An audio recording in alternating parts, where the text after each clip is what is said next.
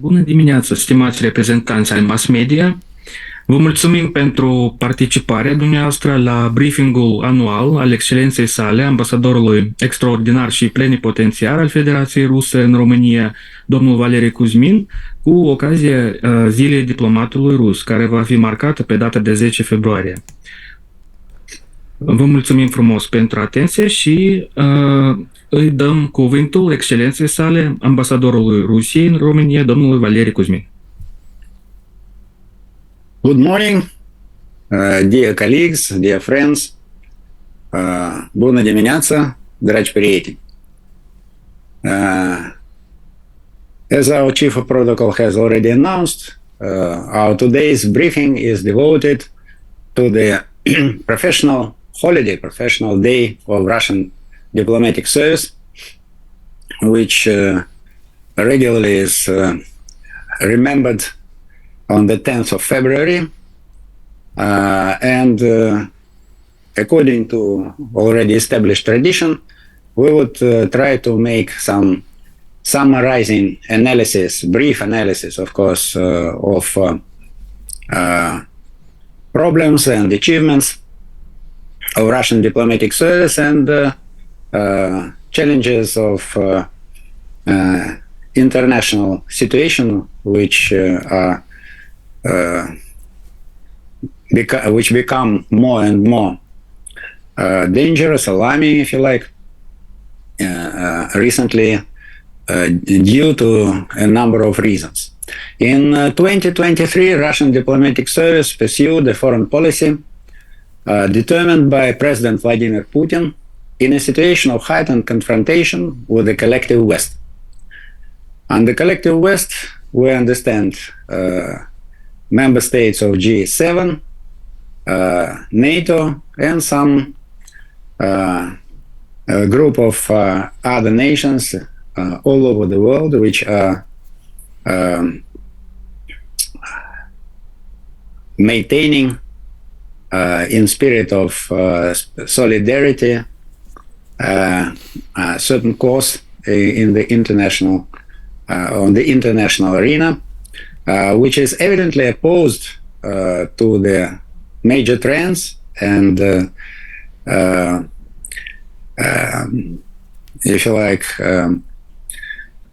point of view position of the majority of members of the United Nations, which has got another informal nickname like the collective West. It is not formal. It is just a description of the situation. The same opposing camp is denominated by the nickname global majority. The main goals of Russian diplomacy were to provide political and diplomatic support for the special military operation in Ukraine and to expand cooperation with the countries and associations that make up the global majority. An important milestone in 2023 was the update of the doctrine underlying Russia's foreign policy. On March 31st,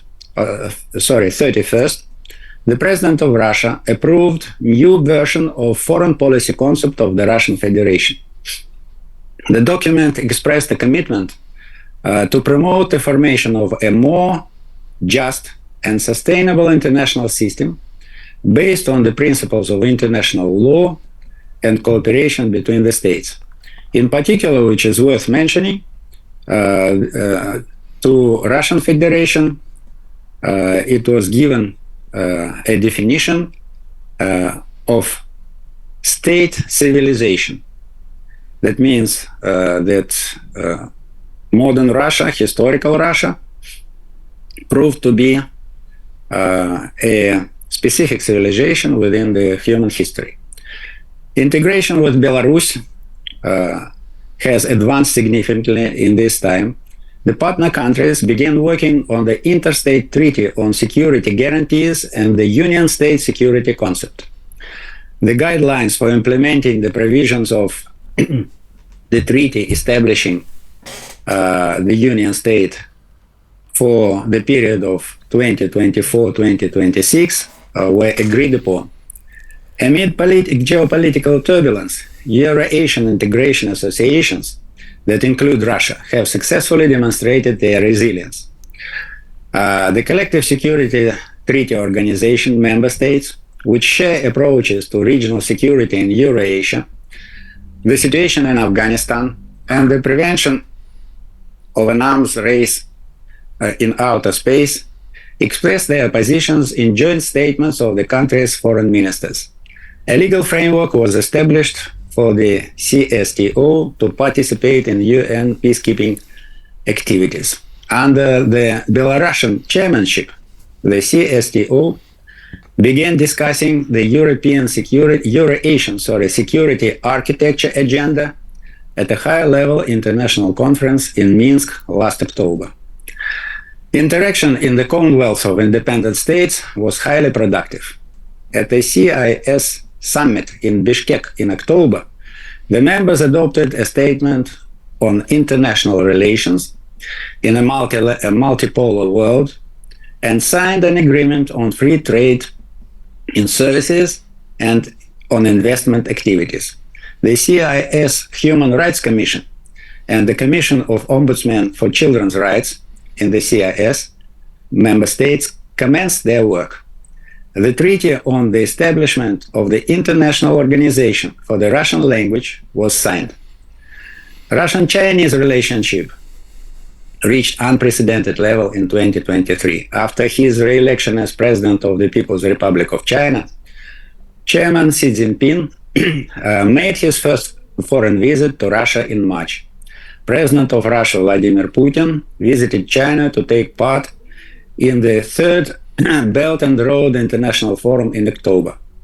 Bilateral trade between two countries again reached a record high of over $230 billion. The share of the ruble and yuan in mutual transactions reached about 80%. That means that dollars are used only to give you more clear understanding, more clear vision.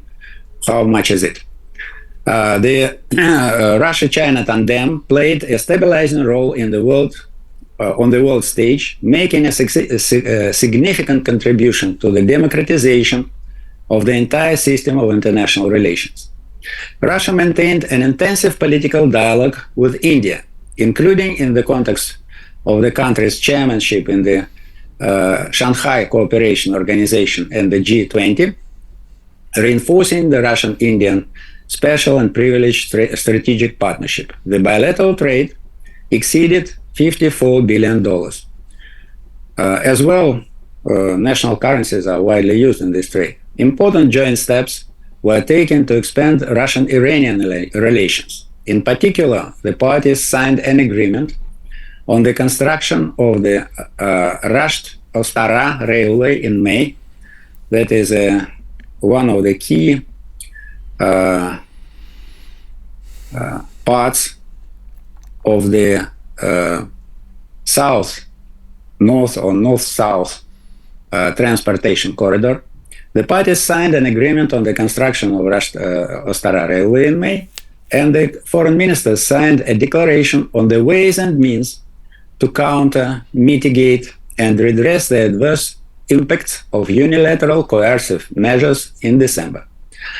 Relations with Turkey, if I'm, excuse my English or excuse my French if you like, if I'm not so right with pronunciation, reached a strategic level in the field of peaceful nuclear energy.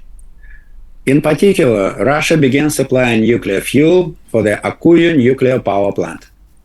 Russia gained a stronger foothold in the Middle East. Relations with the countries of the Gulf Cooperation Council, primarily the United Arab Emirates and Saudi Arabia, acquired a new quality, including with regard to the stabilization of the global oil market through OPEC Plus, which is now well known structure for cooperation in this field. There was progress in relations with the League of the Arab States, For example, Morocco hosted the sixth session of the Russian Arab Cooperation Forum of Foreign Ministers last December. The second Russia-Africa Summit, held in St. Petersburg in July, marked the culmination of collaborative efforts to significantly enhance ties in this promising area of Russia's foreign policy. The agreements reached at the highest level set the priorities for long-term cooperation with African countries and associations.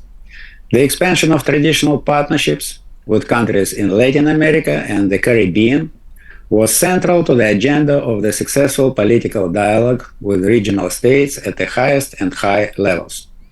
A significant milestone was the Russia-Latin America International Parliamentary Conference held in Moscow in October. The joint statement of the ASEAN and Russian foreign ministers on the occasion of the fifth anniversary of their strategic partnership reflected Russia's strong ties with the Association of the Southeast Asian Nations.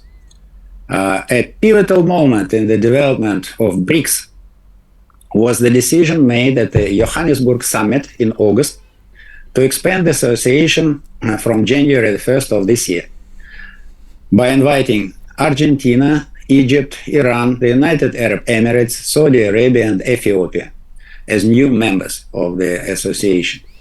Starting from the 1st of January, Russia exercises the functions of BRICS presidency, the agenda of which includes about 200 events, including numerous sectorial activities, summit in Kazan next October, and even BRICS Games.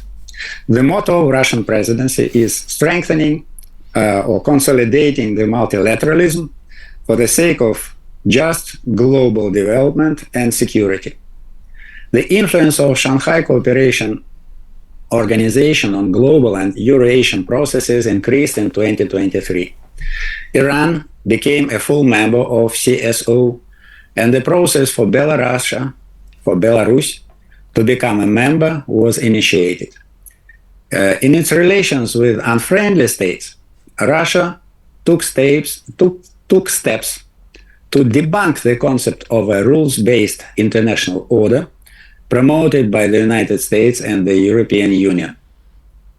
At the UN, the OSCE, and other multilateral platforms, Russia advocated for the peaceful development of all states based on the principles of sovereign equality and indivisible security. Russia effectively thwarted plans for its international isolation while maintaining opportunities for dialogue and pragmatic cooperation with the West on the basis of equality and respect for each other's interests. In light of the United States' openly anti-Russian policy and inability to negotiate, NATO and the EU continued eastward expansion and the creation of new threats to Russia's security. Russia suspended its participation in the Treaty on Measures for Further Reduction and Limitation of Strategic Offensive Arms, so-called New START, in February.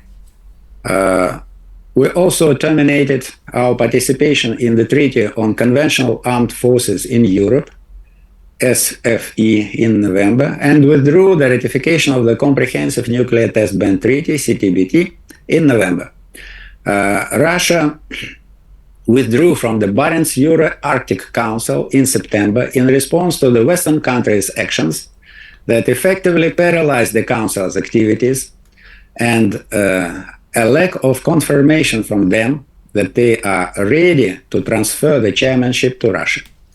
In July, Russia also suspended its participation in the Black Sea Initiative for the export of Ukrainian food products due to a lack of progress in the implementation of UN-Russia memorandum on the normalization of the exports of Russian agricultural goods and fertilizers.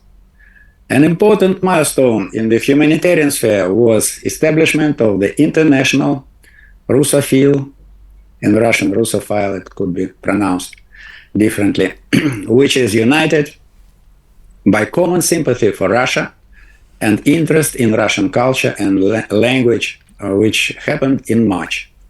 The quota for foreign citizens to study at Russian universities with government grants was increased up to the 30,000 places for grants. Additionally, 206,000 books and textbooks in Russian were donated to educational institutions in 23 countries. A World Conference on Traditional Values, November, 5 regional and more than 70 country conferences and other events were held as part of cooperation with the movement of Russian compatriots, in the terms used in Romania with Russian diaspora. The system for issuing unified electronic visas for citizens of 55 countries to enter Russia was launched in August, and more than 120,000 people have already used it during those 5 months. Summing up, the Russian Federation is no way isolated on the international arena.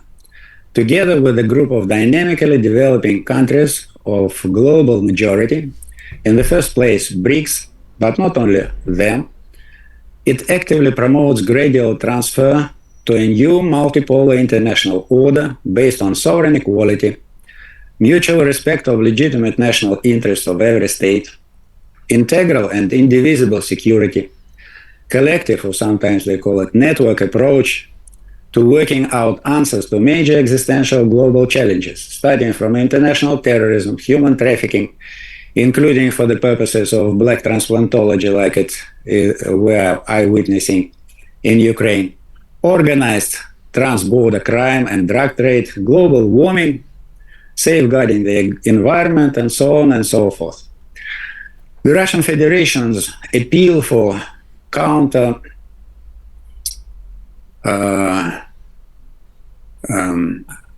to putting an end to neo-colonial practices of the outgoing hegemon, the United States, and its G7 and NATO allies, receives wider and wider response all over the world. We enjoy solidarity and support of the global majority. Russian economy is in no way suffocated by the illegitimate Western sanctions. GDP growth is expected in the proximity of 4% for the 2023. Industrial production growth has exceeded 14%. Volume of trade with People's Republics of China, India, Turkey, and many other partners grows at accelerated pace. Russian society has got more consolidated at the backdrop of the SMO, Special Military Operation in Ukraine, which perfectly corresponds with the principle of the international law enshrined in the United Nations Charter, primarily rights for self-defense and for national self-determination. We are resolutely going to fight for complete eradication of Nazism and racism, neocolonialism and imperialism, for legitimate interests of our national security, sovereignty, freedom, and territorial integrity of our beloved fatherland. Before going for the section devoted to the bilateral relations, I would like to say that I hope that those who were asking questions about what Russian diplomacy was doing last year or the previous year, you have got in major features the answer to this question. The elaboration of this question could be presented when we are trying to access the question of possibility or improbability of consolidating of the security architecture in Europe without Russia. Evidently, in spite of those very deep divisions that were initiated by the collective West on the European continent, the issue of pan-European security remains very important and enjoys in all the situations of the diplomatic work our constant attention. And without participation of Russia, no European security architecture could be imaginable for so many reasons, from purely territorial, geographic, to following the geostrategic and military aspects of this challenge, which is a real challenge of our days in the European continent. And in on some other subjects, I will touch upon different aspects of this issue, because not only continental players, not only continental actors are involved in the process of providing, desirably consolidating security and strategic stability in Europe. We will touch upon those aspects a little bit later. Moving to bilateral Russian-Romanian relations. Due to its constant Euro-Atlantic solidarity course, the official Bucharest has supported all illegitimate, from the standpoint of international law, anti-Russian sanctions, and firmly occupied a position on the list of unfriendly states, which since the spring 2022 is maintained by the Russian government, the list of those states, according to the presidential decree. Bilateral political and diplomatic dialogue has been effectively frozen by the Romanian side. Last year, it was frozen indeed before that, since February 2022. Last year was marked by a cunning decision to suspend in 6 months, that meant by the end of August, operation of Russian Center for Science and Culture in Bucharest, for openly far-fetched reasons like promoting falsification of history. I can bring my own evidence that it is a fake pretext. But patience failed our former partners, and as early as the beginning of June, the quotas for diplomatic and administrative and technical personnel were drastically cut down almost 3 and 4 times respectively. As a result, not only the above-mentioned center, but the embassy's secondary school, which would celebrate its 70th birthday on September the 1st, 2023, but it didn't happen, including even position of doctor of the embassy, had to be closed by July the 1st. The only positive moment that could be remembered in this connection is the indignation of a considerable segment of Romanian public, and in the first place, Russian speakers, our compatriots, with the fact of their deliberate deprivation of the opportunities and democratic right to enjoy the treasures of Russian art and culture, and substantial curtailing traditional humanitarian relations with the historical motherland. Through the year, we have more than once tried to attract the attention of the Romanian authorities to inadmissibility of the protracted assistance of the military efforts of the criminal neo-Nazi regime in Kiev. This topic has nothing to do with the humanitarian aid to its victims of that regime.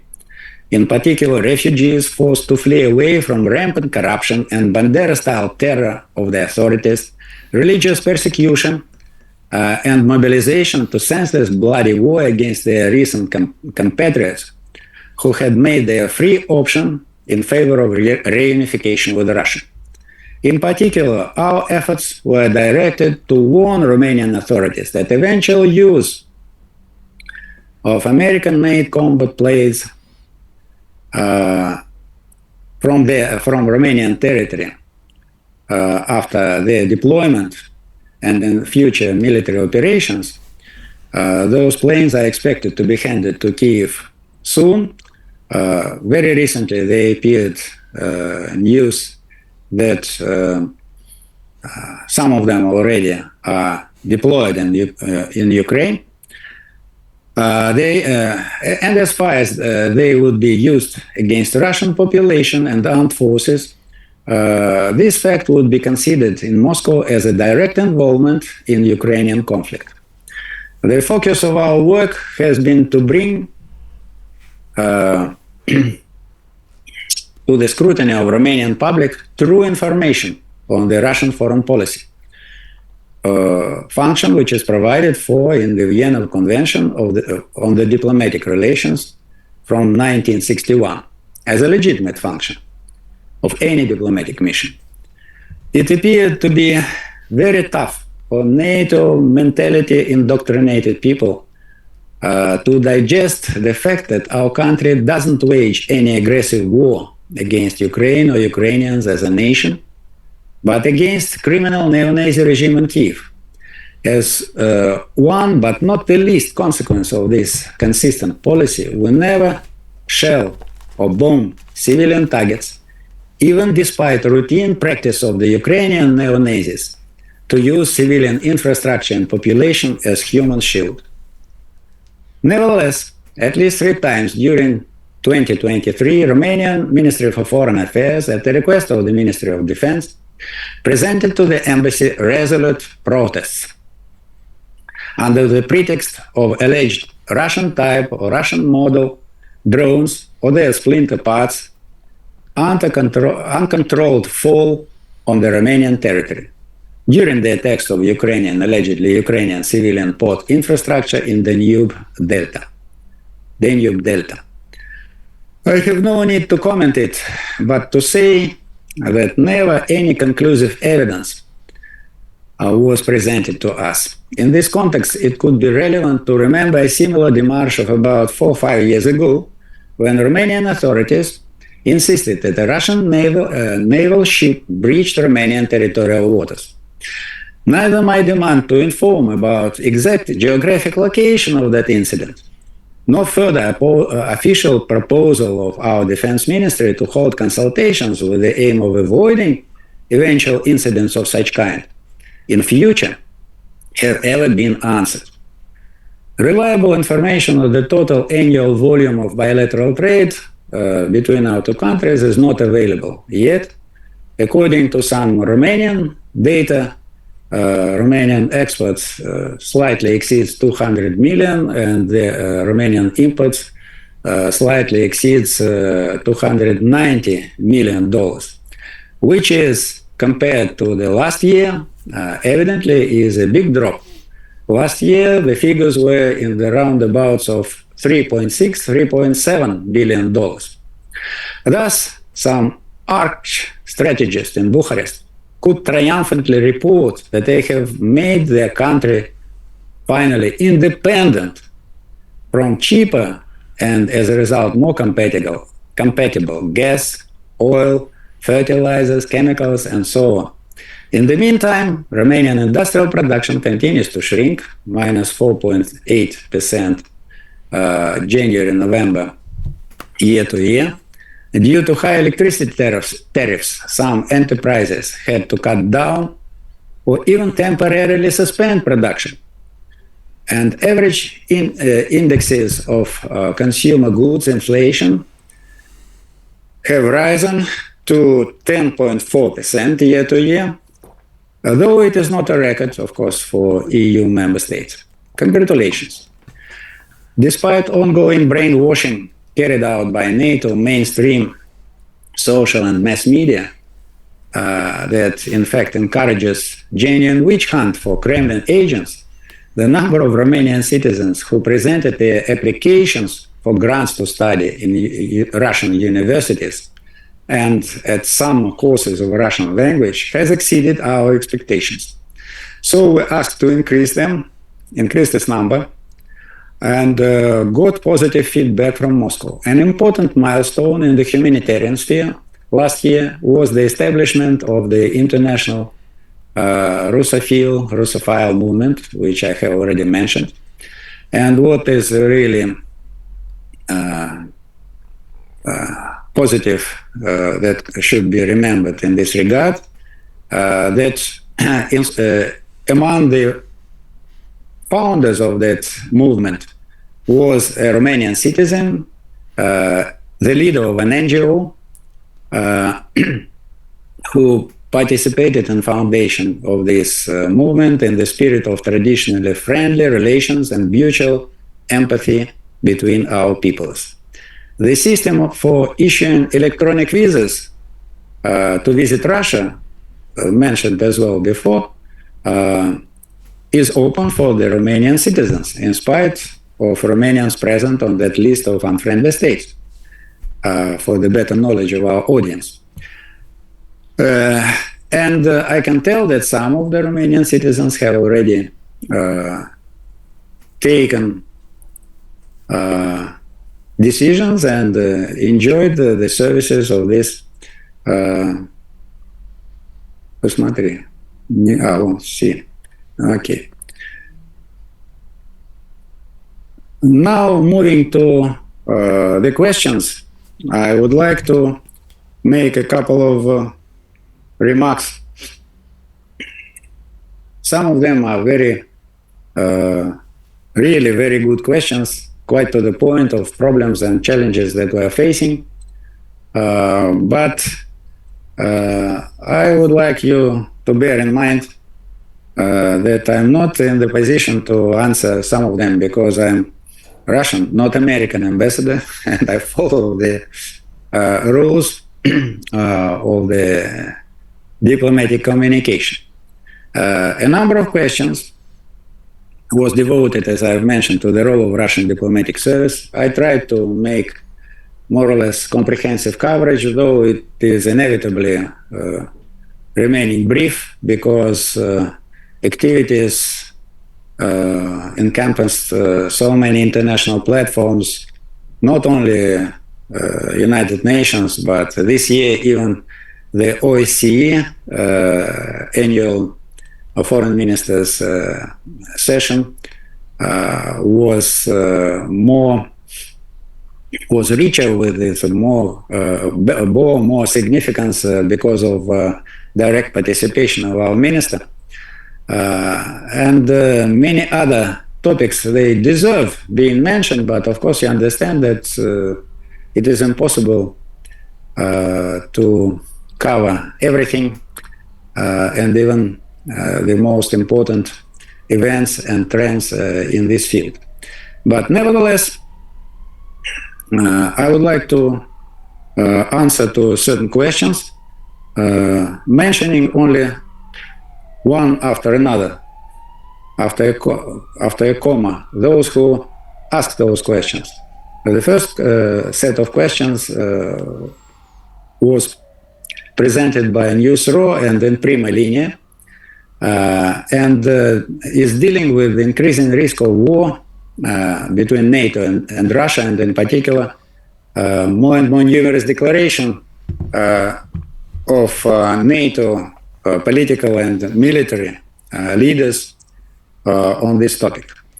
To my mind, every incumbent Western politician, prominent military commander, member of European Parliament, and so on, would like to find, after retirement or end of one's mandate, a well-paid, untroubled retirement position, somewhere in the headquarters of a military-industrial corporation, different foundations, think tanks, or analytic centers for strategic studies. In recent years, G7 member states, not to speak about other not so well-to-do countries of the collective West, are facing growing existential challenges for their economic and social development, agricultural security, environmental, and even moral, religious, ethic norms having formed the basis of their societies for decades and centuries. The ruling Western elite, or if you like, you can remember deep state in the United States or oligarchy, whether it is national or international oligarchy, has found itself in a drastic need for effective solutions of all those problems and challenges, all those discrepancies and disbalances that immediately threaten their old style of governing through imposing on the world as a whole their own majorly neo-colonialist rules. Nowadays, when the West faces more and more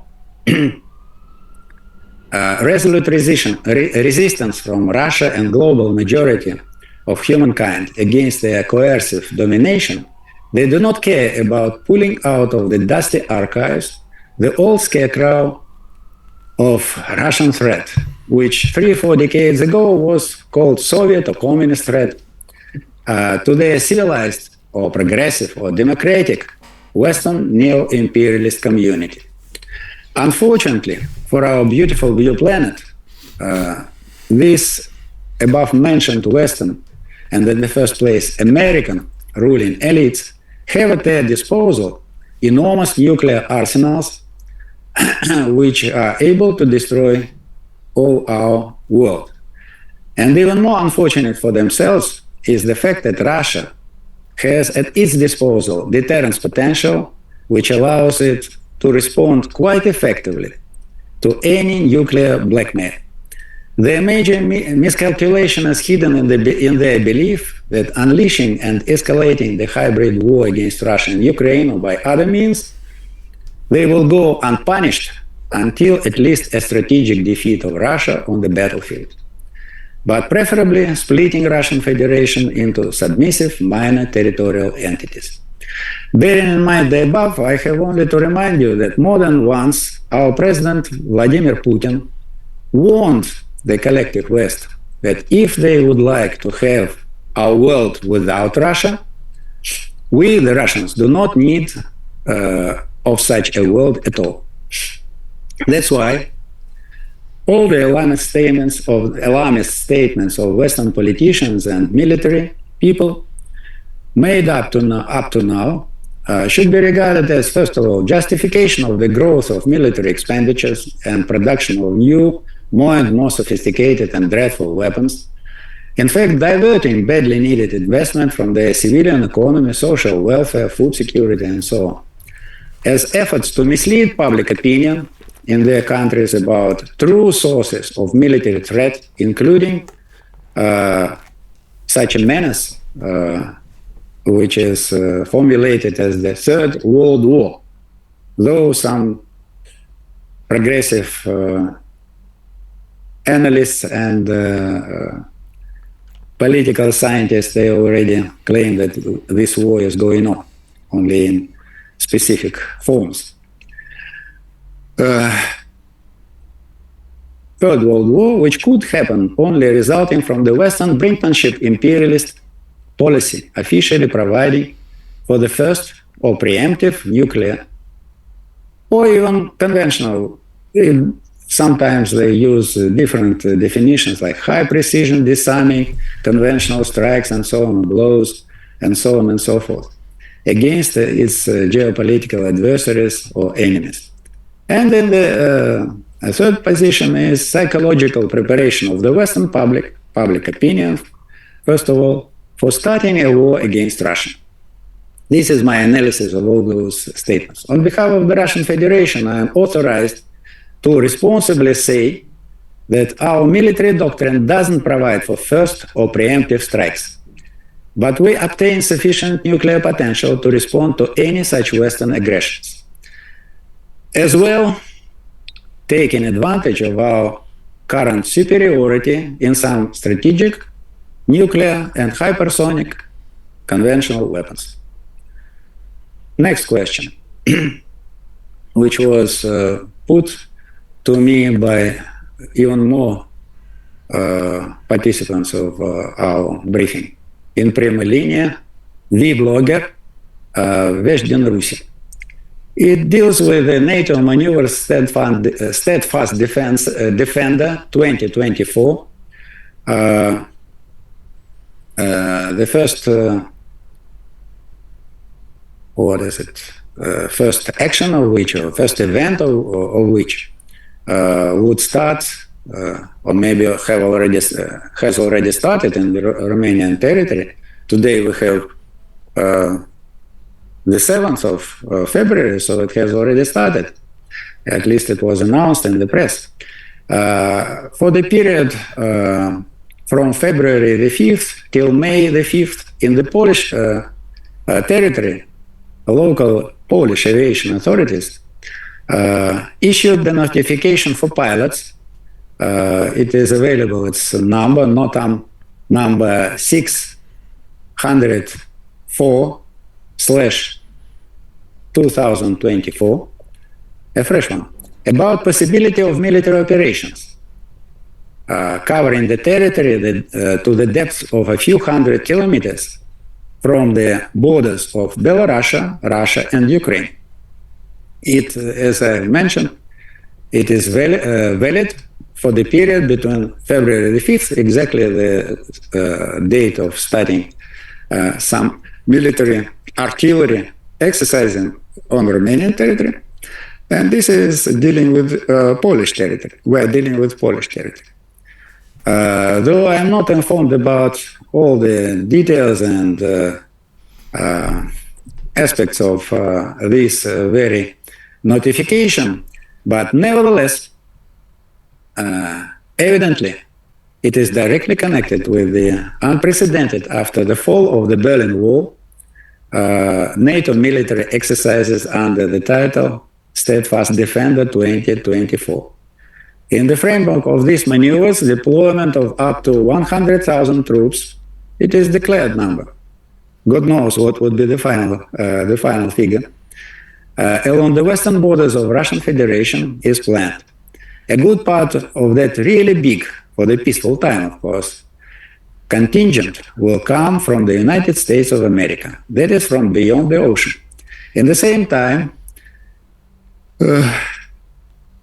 NATO and EU hastily try to revitalize the program of military Schengen. There is a particular question of one of you on this issue, which to my mind is the program of improving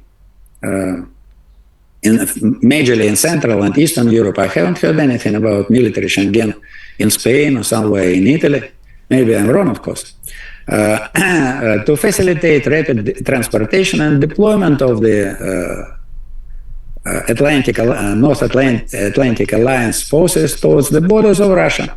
We have heard many misleading explanations and justifications of these increased military activities in the proximity of our national borders. But the most simple and persuasive answer from Moscow is, what would be the reaction of the USA if similar military exercises would be organized by Russia and a number of friendly states, say on the Mexican border?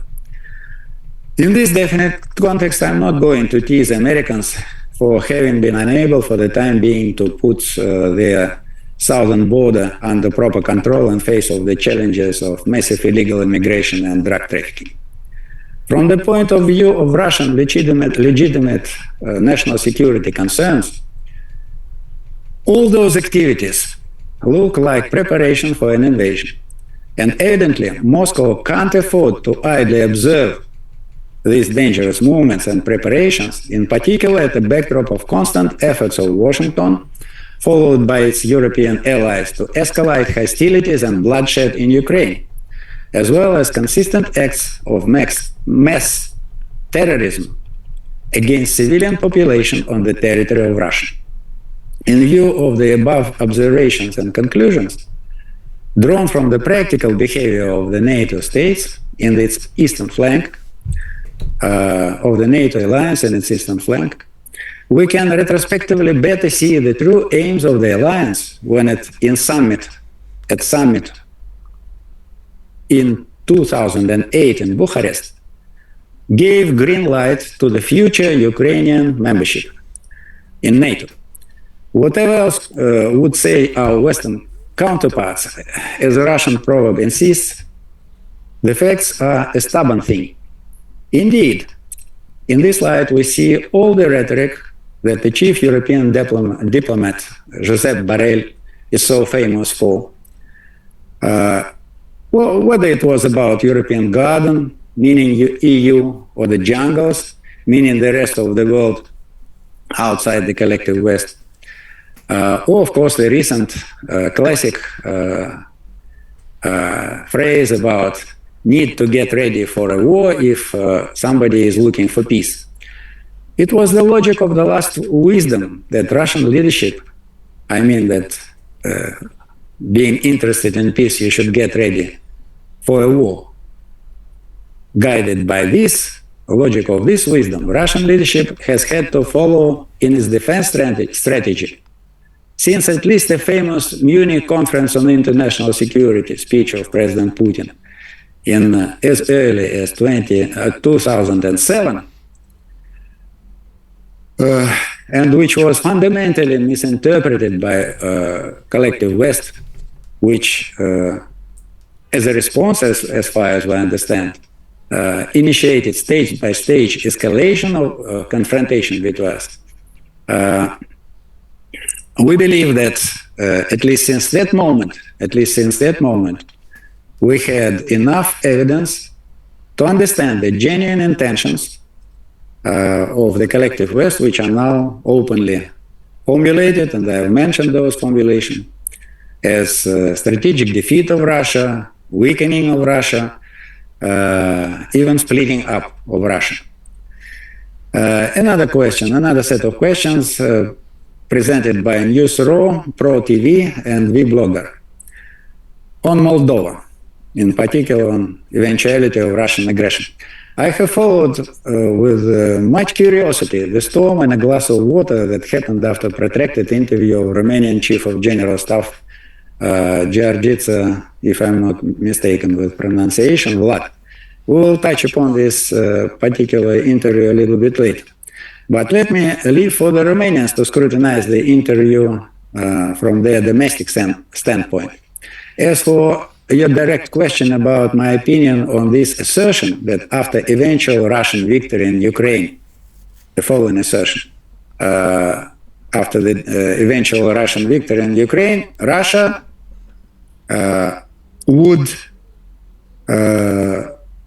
choose as its next target Moldova, Republic of Moldova. I would like to bring to your attention a number of very relevant stories. The first tells us that recently the Czech Republic General Staff studied the geopolitical strategic situation and came to a conclusion that it is necessary to start preparation for a war between NATO and Russia, which most probably will be launched in Suwalki corridor. May you have heard this geographic name, maybe not. It is a corridor, terrestrial corridor, which divides the territory of Belarus, the allied state with Russia, from the Kaliningrad exclave of Russian Federation on the Baltic. Some time ago, in Polish General Staff, they tried to imitate, to make a kind of a computer game imitation of attack on Russian Kaliningrad exclave. And computers gave them a disastrously disappointed result. Polish capital Warsaw would fall in approximately 5 days. I remember it exactly. It was reported in Russian and international mass media. Furthermore, in Tallinn, capital of Estonia, Vilnius, capital of Lithuania, Helsinki, capital of Finland, not only the military, but civilian politicians, if not every night, but sometimes even in a daytime, and very often are scared and express their fear. They are scared by cauchemars, nightmares of Russian intervention into their territories directly and immediately. So it is for you to choose what scenario you would like to choose and make comparison with the assertions of numerous Moldovan leading bureaucrats and politicians nowadays.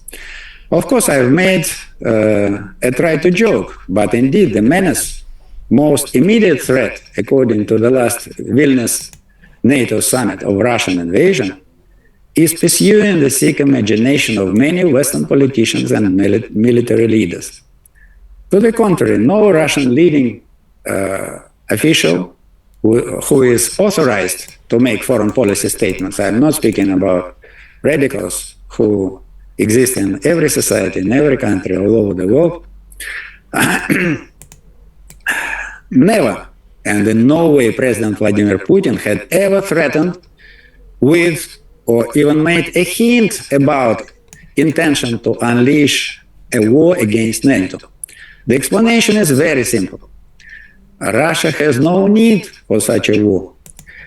We have never initiated, since imperial times, through Soviet Union times, never initiated aggressive wars against the West. Don't remind me about winter war with Finland. I will crush all your arguments immediately. It was on the eve of the Second World War. Russia is the largest country on the earth by its territory, by its own enormous natural resources, including now fashionable and badly needed everywhere, so-called rare earth metals, important for produce of microchips and other electronic equipment. For decades and centuries, our country showed and confirmed its readiness and responsible will for maintaining mutually beneficial trade with the rest of the world. It was not us, but the West that created and massively supports neo-Nazi regime in Kiev and attempt to use it as a destructive weapon against Russia. Thus, all those Western politicians and military commanders are making two substantial mistakes. One is mentioned above, has been already mentioned above. Russia has no need in aggression, against NATO. And the second, but not the least important, is that they are proceeding from naive conviction, if not a cunning lie, that aggression against Russia, which is now openly being prepared by the West, would go majorly as a proxy conventional war. If it comes to the vital national security threats, including threats to our statehood, territorial integrity, and so on, it is all provided in our open doctrines, defense doctrine, foreign policy doctrine. Russian Federation keeps, for such cases, for such eventuality, its nuclear triad in the state of high alert. Another question related to Moldova from Newsroom on appointment of new Moldovan foreign minister. This question should be addressed to the top authorities in Chisinau. By what motives they were guided appointing notorious politician to the post of foreign minister? They were seeking for more problems and complications, or they were aiming, or they were wishing to reestablish traditional pragmatic economic cooperation and make healthier the atmosphere of bilateral relations. As for allegations of a newly assigned chief of Moldovan diplomacy and his bosses about hybrid war allegedly waged, or hybrid threats allegedly addressed to Moldova by Moscow, the only reasonable and acceptable opinion to my mind is nothing more than the feverish delirium of those obsessed with the idea of weakening and splitting up Russia, and a loyalist attempt to please outgoing hegemon. I like this formulation. I don't know what would be your opinion. Though, of course, we can resort to Russian English proverb: we'll live, we'll see, or to the Gospel of Matthew: they will be judged by the fruits of their deeds. Next group of questions from Pro TV and then Prima Linie on Ukraine. I put them all together because it is rather difficult. It needs much more time that allows my regular graphic to present full answer to every question, and they will overlap one another. So, about perspective of an end for the war. Russian President Putin, our foreign minister, defense minister, more than once officially declared that the special military operation would continue till its goals are achieved. Those goals are providing, including physical security, for civilian population of newly incorporated and all the rest Russian regions from barbaric terrorist attacks of the neo-Nazi Kiev regime. I believe that quite recently you had a number of illustrations of those barbaric attacks, which are deliberately aiming civilian population, marketplaces, bakeries, bus stops, and so on and so forth. Bearing in mind that all targeting hard job is carried out by American intelligence and other sometimes Western intelligence services, we can't believe that those shellings, systematic, continuing, deliberate shellings, including such a tactic when launching a couple of missiles on the marketplace, they wait for 20 minutes. When emergency services, ambulances collect there to try to help the victims and injured people, and make another strike. In another 20 minutes, they wait and then make the third strike. If you tell me that it is just coincidence, or I don't know, unhappy occasion, or anything else of this kind, I won't believe you. And it is useless to change my mind in this regard.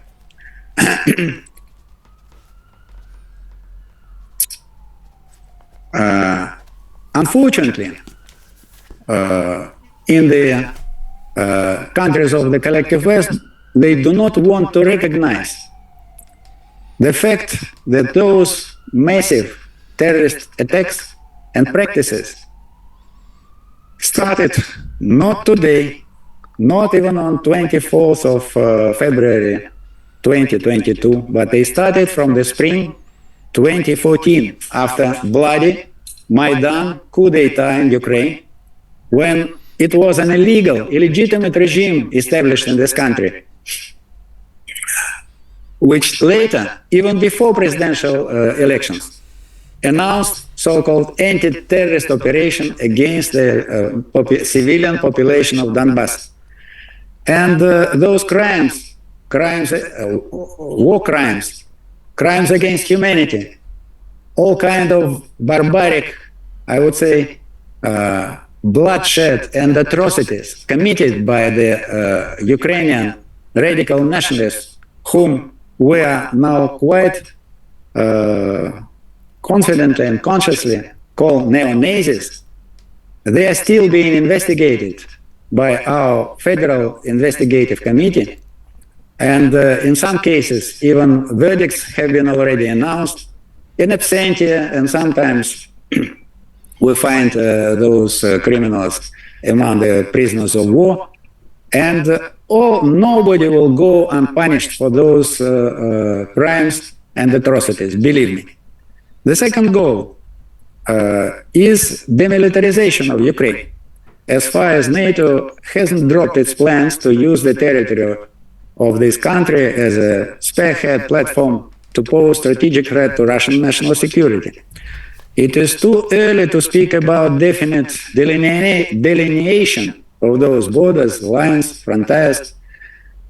But the basic principle was specified by President Putin recently when he said that exact location of future demarcation line should guarantee Russian territory from any terrorist assault, whether artillery or missile, which we have just discussed and remembered during our briefing.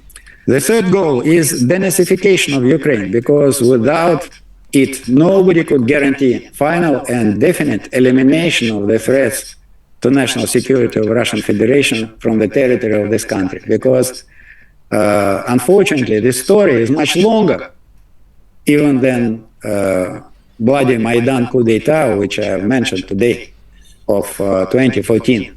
This story started at least during the Second World War, but in fact, even much earlier, when radical nationalists Russophobic movement was cherished and brought up by the anti-Russian geopolitical rivals to fight our country.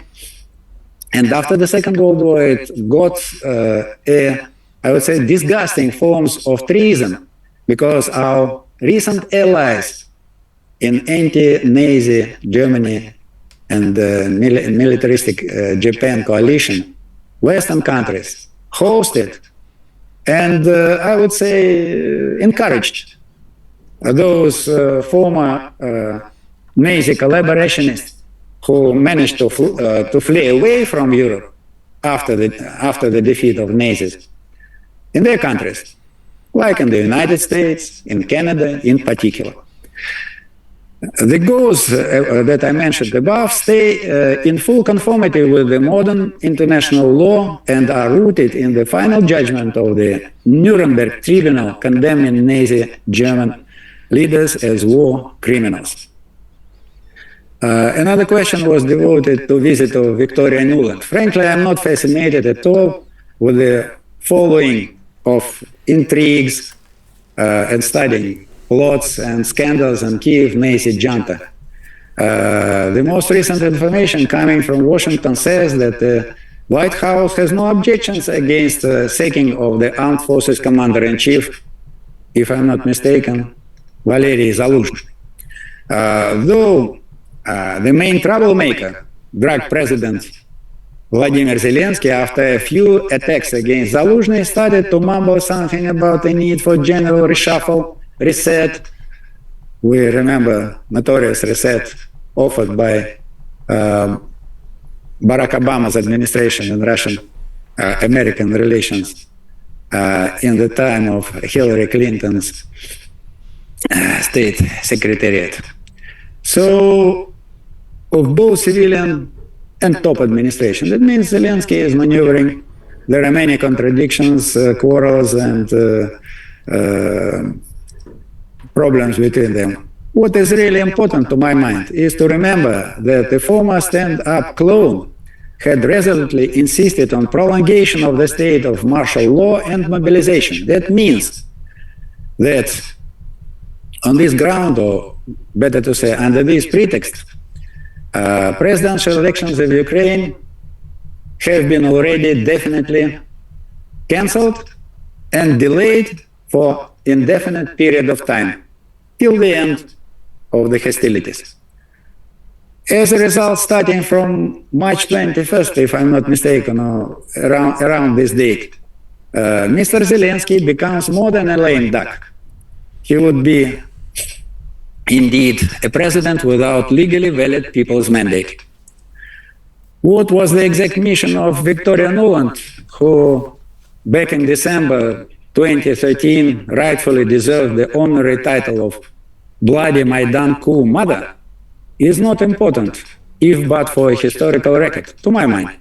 Evidently, she was urgently dispatched to Kiev to prevent unexpected and immediate collapse of the pro-American ruling clique, formerly as a result of scandalous shooting down of Russian Ilyushin 76 cargo plane that carried 65 Ukrainian prisoners of war for previously planned and established to be coordinated with Kiev authorities exchange of detained persons.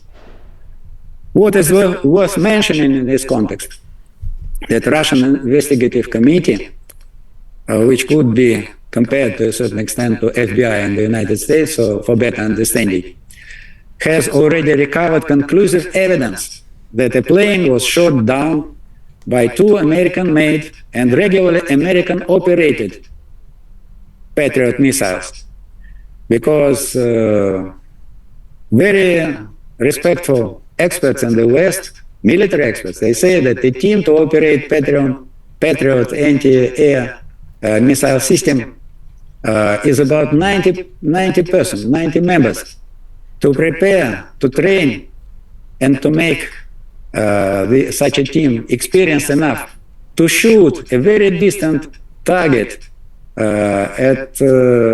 the depths of the territory of Russian Federation they wonder and they doubt that it was really a Ukrainian team that operated such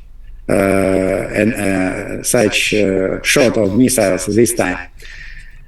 In the first hours, in the state of frustration, Zelensky angrily demanded international investigation of the incident.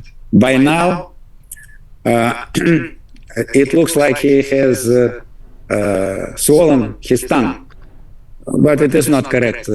He is continuing to lie and to disseminate fakes. So,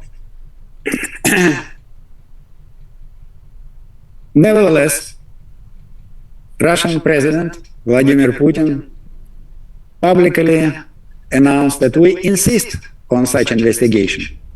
But to the best of my knowledge, the Russian side hasn't yet received any adequate response from any international headquarters, NGOs, human rights fighters, I don't know whom. Nobody is interested in this investigation. So, an evident and documented massive terrorist act of Kiev risks to share the fate of mysterious and uninvestigated for more than a year by now blowing up of the Nord Stream gas pipelines in the Baltics. Looks very suspicious. And in the logic of classical detective story, it could bring us to a conclusion that one and the same interested party is behind to these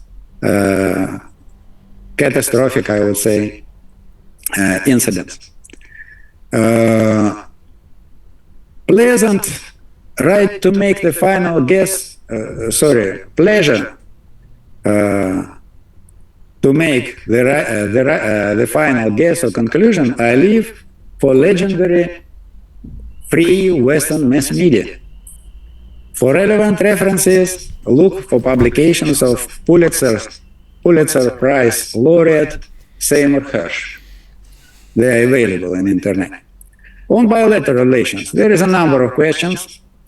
They are good by their good intentions, but I already mentioned that I am not in a position as a Russian ambassador to answer some of them. But the first is dealing with my last year's remarks, characterizing and evaluating the state of our bilateral relations in general. I am really a little bit surprised that somebody still keep calculating Romanian rating in the race for that title, to be more correct than others. In particular, when I hear declarations, for example, of prominent politicians that how can we tolerate it? Not a single Russian spy has been arrested in Romania like in all other NATO countries. I believe that followed exactly by these similar motives, that in the meantime, since last year's briefing, Bucharest has achieved a substantial negative progress using the newspeak of Western statistics in this field. I have already elaborated our view on this topic in my review of our bilateral relations. By the way, before the last year, and even before the beginning of the special military operation in 2022, I had been summoned to the Ministry of Foreign Affairs of Romania quite a lot. Not once or twice, for sure. Another question, which was asked by the blogger, asking for my eventual advice to a reasonable Romanian who do not want to find oneself in the epicenter of a big war. Don't know the blogger. It is very to the point to ask this question. If we are really concerned with the potential dangers of NATO-Russian military escalation. But as an Russian ambassador, not American, I repeat it, I reiterate it, I'm not in a position to give such advice.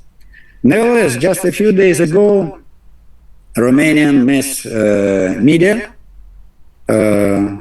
printed a piece of news about press conference of the initiative committee proposing to replace in the constitution the term spouses with the phrase a man and a woman, and introduce into the fundamental law the right to use cash in any transactions. Remembering the fate of failed referendum to correct respective definition of family, if I'm not mistaken, in spring 2019. Still, the above initiative looks better than nothing, though in the current situation of rapid expansion of the totalitarian democracy practices, this is in brackets, totalitarian democracy practices, in the countries of the collective West, there is no guarantee of final success for such tactics. For the sake of saving your time, I hope you will excuse me for not elaborating my interpretation of the term totalitarian democracy, which is quite applicable to the most members of the collective West, and which I oppose to the Washington's cunning division of the international community into two camps, like it was 30, 40 years ago already. Another hint to that strange phenomenon. Into two camps, democracies and totalitarian regimes. Just look around yourself. Another question. We blogger in Prima Linea News Raw about the ways of restoration of normal relations, development of trade, putting an end to Russophobic and anti-Russian official campaign. It is the question of the same character. Answering similar questions, our Foreign Minister Lavrov is fond of saying that tango takes two. Normal interstate relations and mutually profitable, beneficial trade have been substantially undermined and in certain sectors completely blocked and uprooted by the Romanian side. That means that the burden of resumption of traditionally good relations falls majorly on the shoulders of the official Bucharest. What is the share of responsibility of European Union or NATO, Brussels headquarters or Washington party committee? Let us have inside the brackets, as far as we keep it inside the brackets, as far as we have quite different stories, even among the different NATO member states. I'm not going to remind you of the names, but you know them. Nevertheless, I would like to turn to the most recent news available to me from a letter of one Romanian NGO, previously specializing on promotion of bilateral economic and cultural relations between our two countries.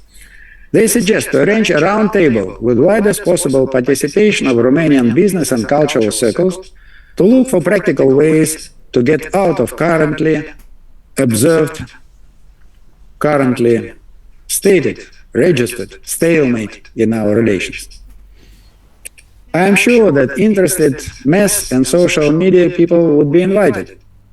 You have to wait a little bit for further public announcement, and then maybe some ideas would be launched from the people directly concerned. As for getting rid of vassal dependence of neo-colonialist system imposed by former Western masters, it is much more challenging goal. And to a certain extent, in the international section of our briefing, this topic has been covered by me.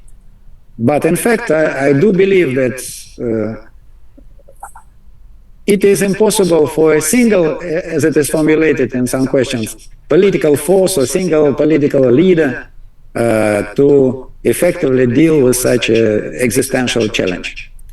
It needs the will of majority of the Romanian people. It is my sincere belief after my relatively long stay in your country for over 7.5 years. To a great extent, I have already spoken about far-fetched, majorly demagogical and ungrounded accusations from Bucharest officials against Russia and champions of normal, if not traditionally friendly relations between our countries.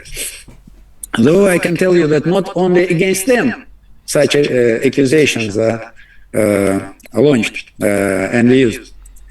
Allegations of the mentioned in one of the questions, Mr. Popescu from, I translate from back from English, and it was translation from Romanian National Communications Administration, something like that.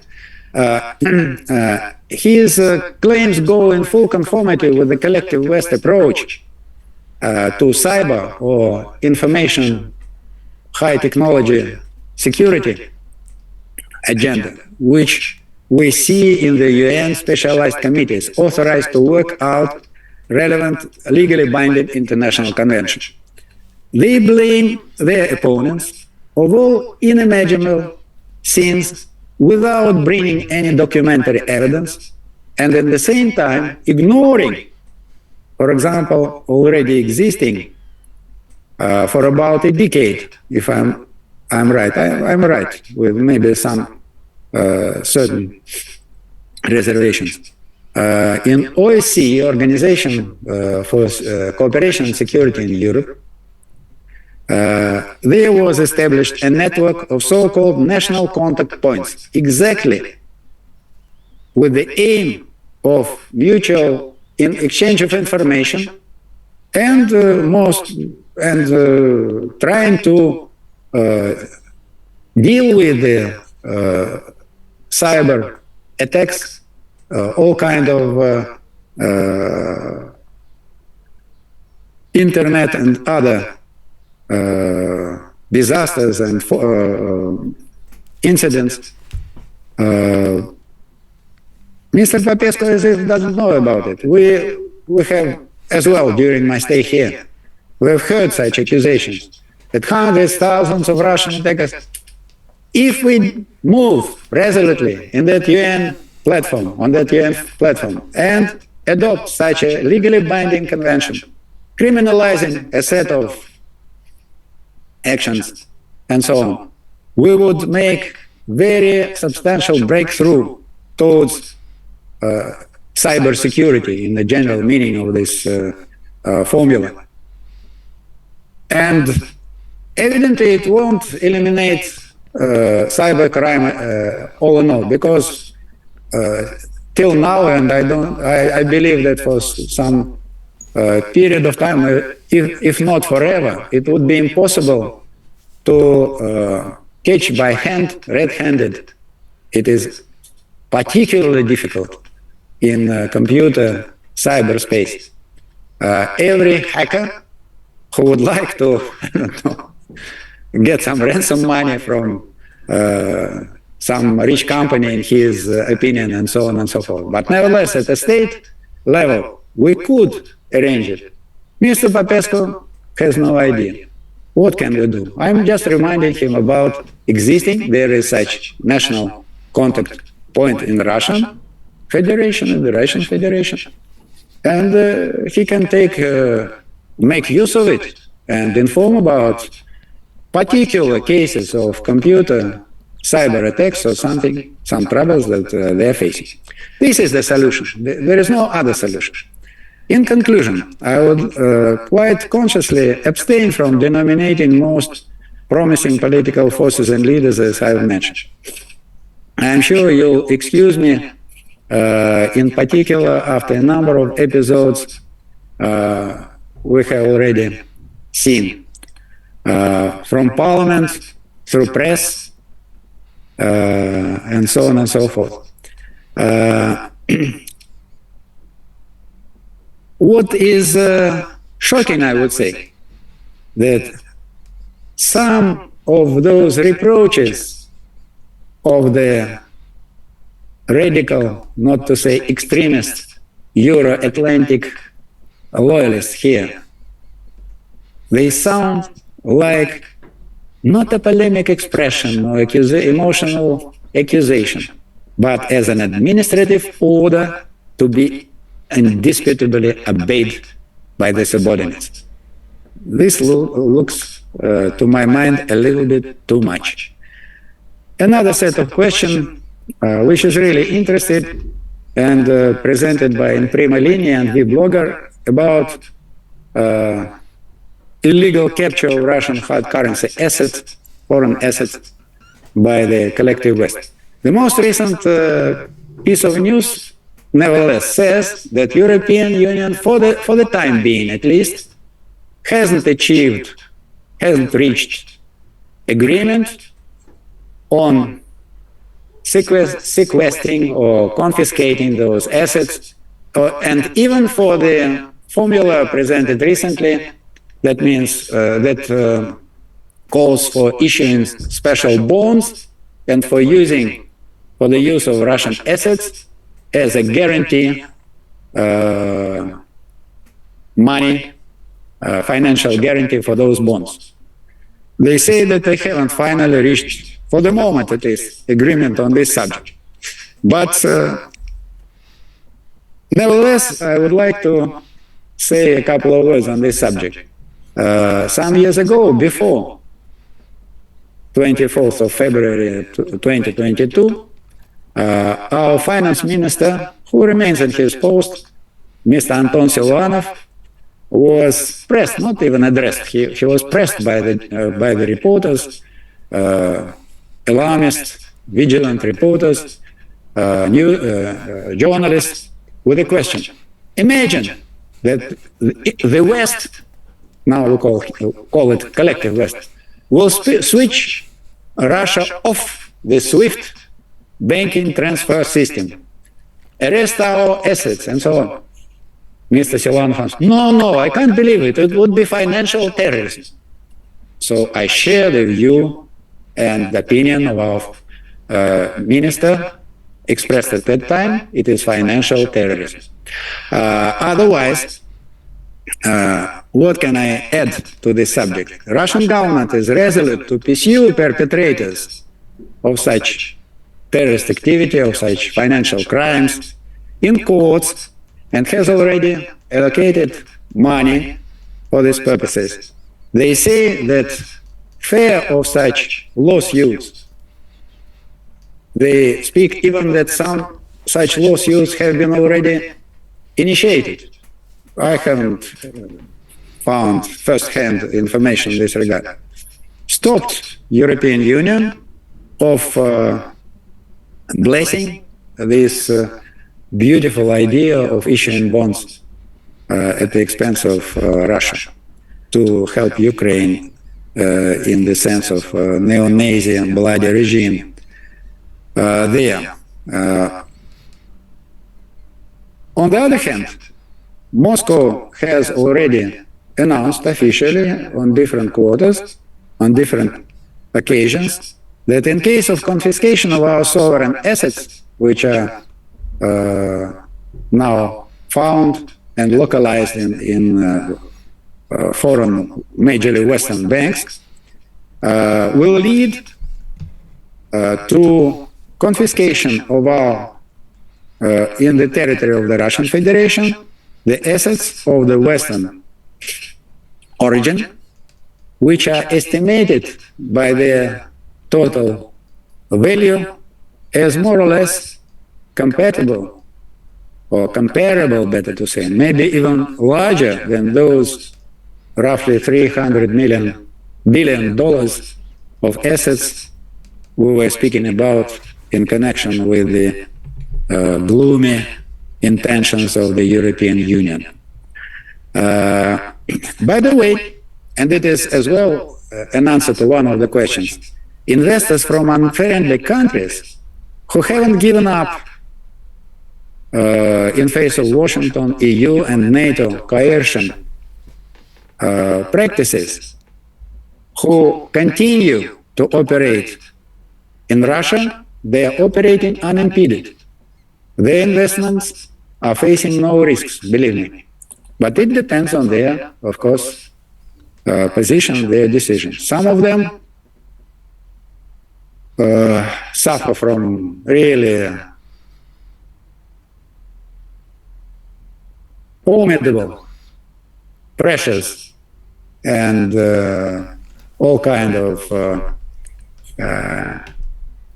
I would say, unfriendly attitude from the authorities that not all of them are brave enough to stay in our country.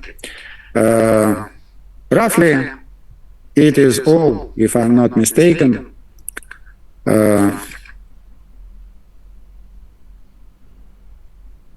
about today's agenda. If there are questions or maybe some specific issues you would like to raise, please. Ну, смотри, ты видишь, говори, я уже, I'm losing my sight here greatly. This is the price of loan. So we have three questions from Mr. Calisata Tudorei, Forum of Non-Aligned Countries from Romania. The first question, what is the current status of the special military operation in Ukraine? Do you think the collective West still has the resources, financial, military, economic, to support this proxy attack against the Russian Federation? Это все три вопроса или подряд? Первый вопрос. Okay, let us start step by step. It will be better. This is really a long story to be told, but the current status of special military operation is that Russian forces gradually, step by step, but almost on a daily basis, improve their positions along almost the whole front line, which is about 1,000 kilometers long, and in particular in the northern sector, the so-called Kupiansk sector, which is to be easier founded on the geographical map, is so-called Kharkov direction, and on Donetsk, which is located further to the south, in particular in Avdiivka, a town located only 10 kilometers from the major capital city of Donetsk, and which till quite recently was the major artillery and missile position to attack civilian targets, living quarters, marketplaces, bus stops, schools and kindergartens, higher education institutions in Donetsk, not to speak about stadiums, airport and other facilities that had been already destroyed. Что там, пропало случайно? Связь пропала у нас или нет? Есть? So you hear us. Could you give us a signal? It's okay with and okay. And what is the situation on the Ukrainian side of the front line? I believe that you are more or less informed. Though, of course, in a perverted light of Western mainstream propaganda, but nevertheless, even judging by the fact that American aid, including in the first place military aid, has been effectively suspended for the time being, European big package of $50 billion, if you look inside of it, you'll find that it is not so big, first of all. It is about 32 billion in credits and only the rest in loans, and so on and so forth. Till now, Western military-industrial complex hasn't achieved the announced at certain period of time a goal of providing 1 million shells for Ukrainian army, and so on and so forth. In this regard, we believe that as far as, and I reiterate this point, as far as we are not fighting Ukrainian people, Ukraine as a country, we still believe that Ukrainians, they are misled, maybe losing the right path, but a brotherly nation. I've told you maybe already that my son-in-law is a Ukrainian, and my elder daughter and him, they have already 2 grandchildren of mine. and they're living peacefully. 7 million Ukrainians fled to the territory of the Russian Federation. They have chosen this way not because the special forces of Ukraine prevented them from going westward, but because they knew that in the Russian Federation, millions of Ukrainians have been living in normal, equal with the other citizens' conditions for years, decades, and centuries.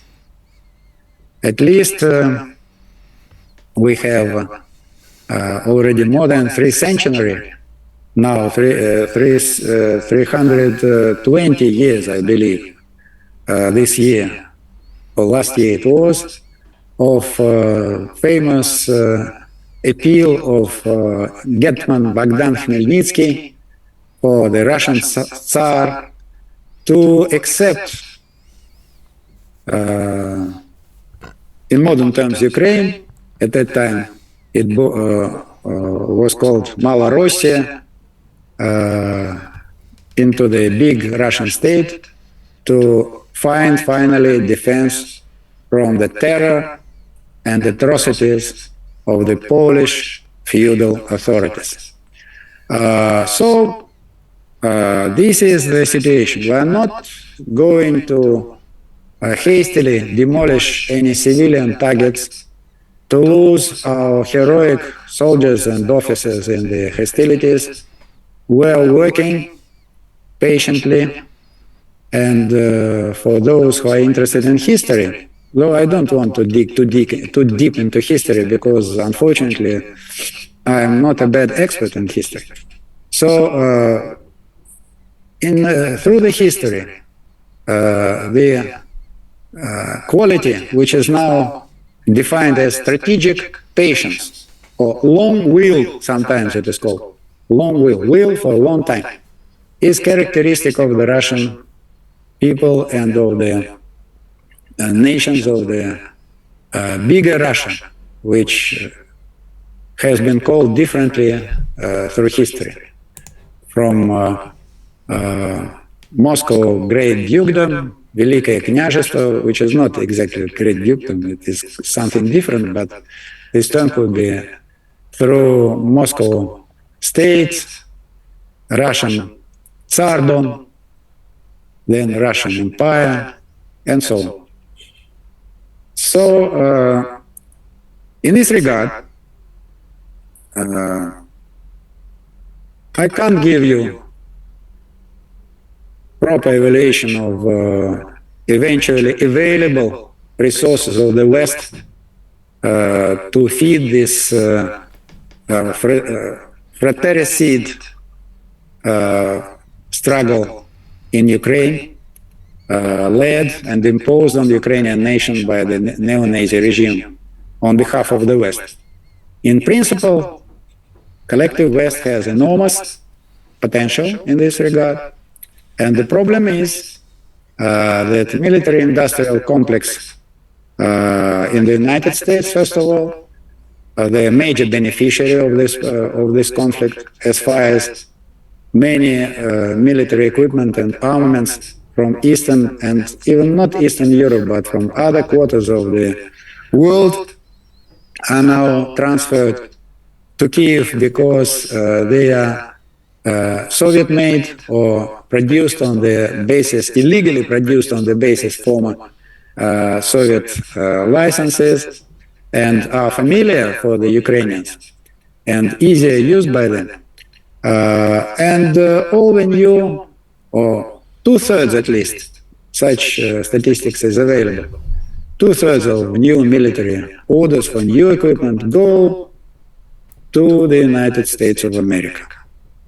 So, of course, they need time, they need investment, they need to pass through their own economic, social problems and challenges, which I have mentioned at the beginning of my briefing.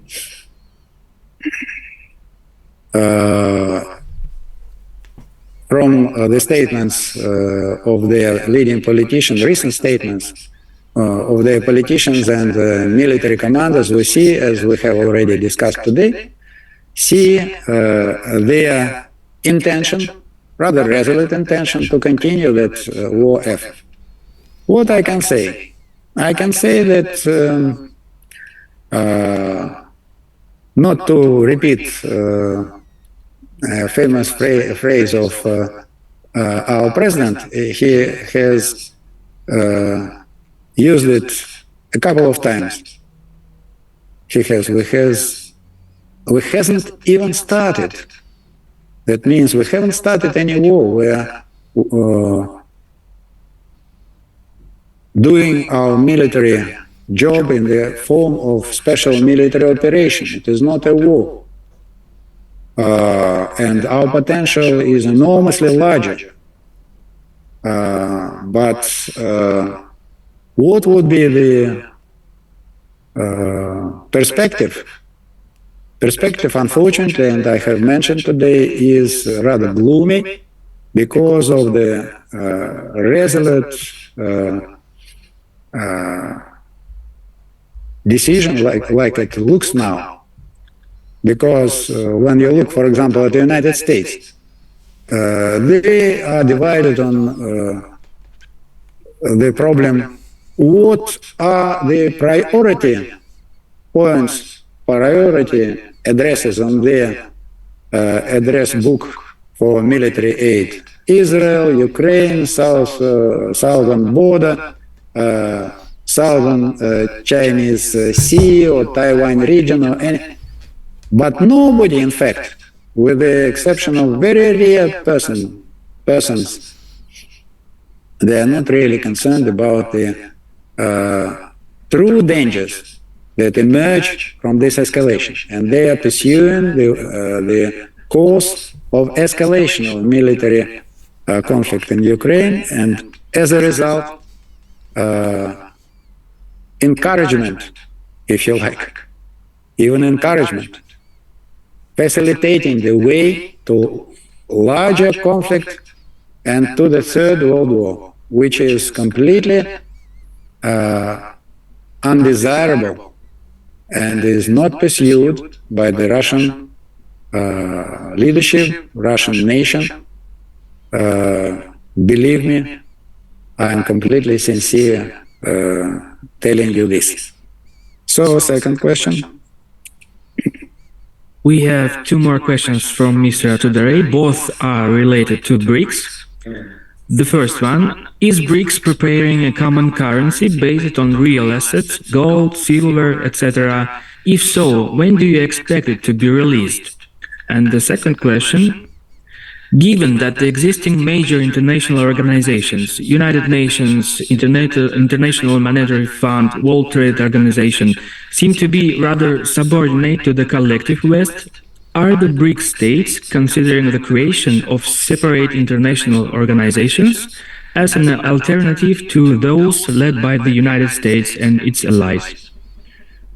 Well, about alternative currency of BRICS, it is not a secret that last year at the Johannesburg summit, besides the decision in favor of enlargement of the BRICS organization, if we can use it, because it is very informal organization, it has no status, it has no headquarters.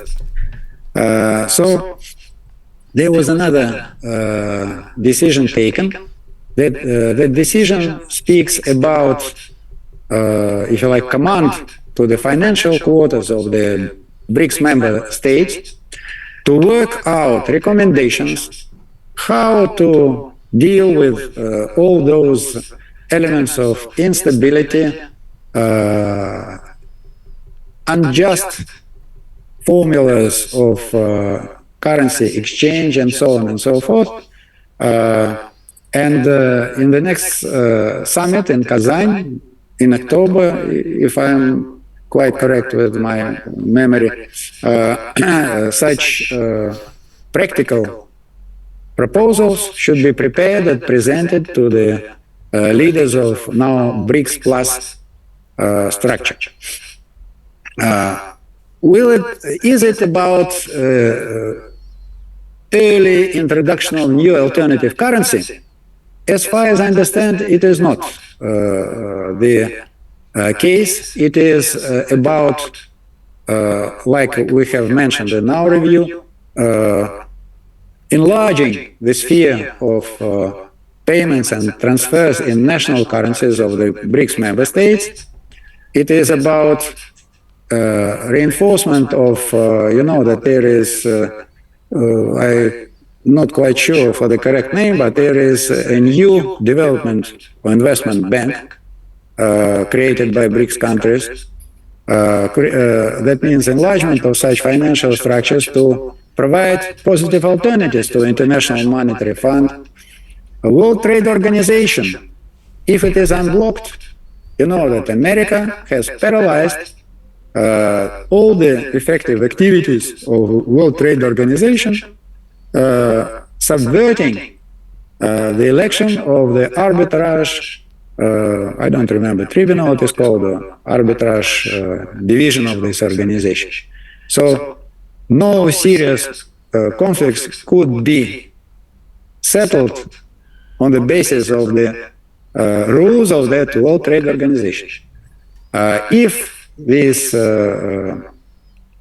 process of operation of such an arbitrage mechanism would be unblocked and it will work effectively, we know that World Trade Organization has certain advantages and provides certain opportunities for global trade exchange, which we were witnessing for decades. It was not quite just, it was not quite fair in many cases. By now, there are complicating factors that should be taken into account, such, for example, factors as dumping by the West of all principles of fair competition, for example. They do not like your competitive qualities. They blow gas pipes which provide you with cheap gas. And your competitiveness blows up or goes down, whatever expression you like better. So, United Nations as well. It was Dag Hammarskjöld, the first or the second Secretary General of the United Nations, who said that United Nations organization was created not to bring the mankind into paradise, but to prevent the world to fall into the hell, you see? And this function, to a certain extent, it exercises in different fields.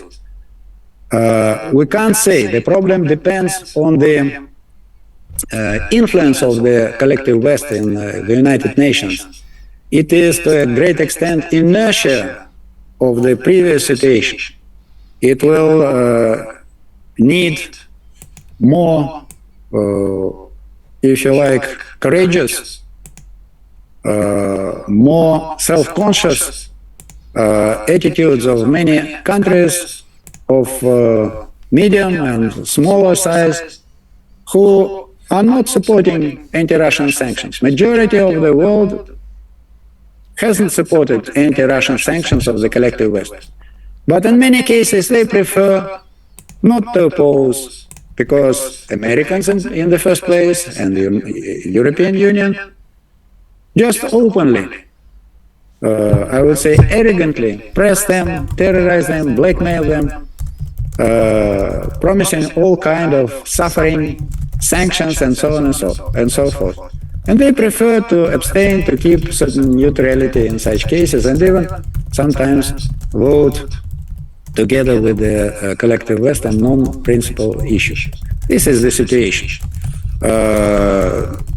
That is why, for the moment, it is evidently, it would be premature, untimely for me to make any judgment. It looks like BRICS is evolving into a wider structure which gradually transforms into a center where very important good global dimension decisions or proposals are worked out, and the influence of such position of BRICS members is going to increase as far as we can see. On the other hand, we see the opposite trend in the world economy, which shows that super optimistic globalism has failed. And because of this, in fact, malicious, malignant, in this case, this term could be, and is quite rightfully fairly used, of the collective West with all its sanctions, limitations, restrictions, and so on and so forth. The global chains of production has been broken in many ways. More than that, military adventures, crises, wars and conflicts, they add complications to the operation of that former global economy pattern or model. And that is why super-regional, as they say sometimes, groupings are forming in different regions of the world. European Union is one of them, ASEAN, for example, remember today, or Shanghai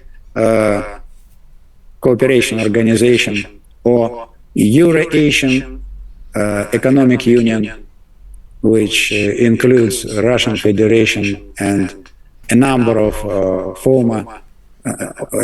of independent states which emerged in the former Soviet republics, and some other groupings.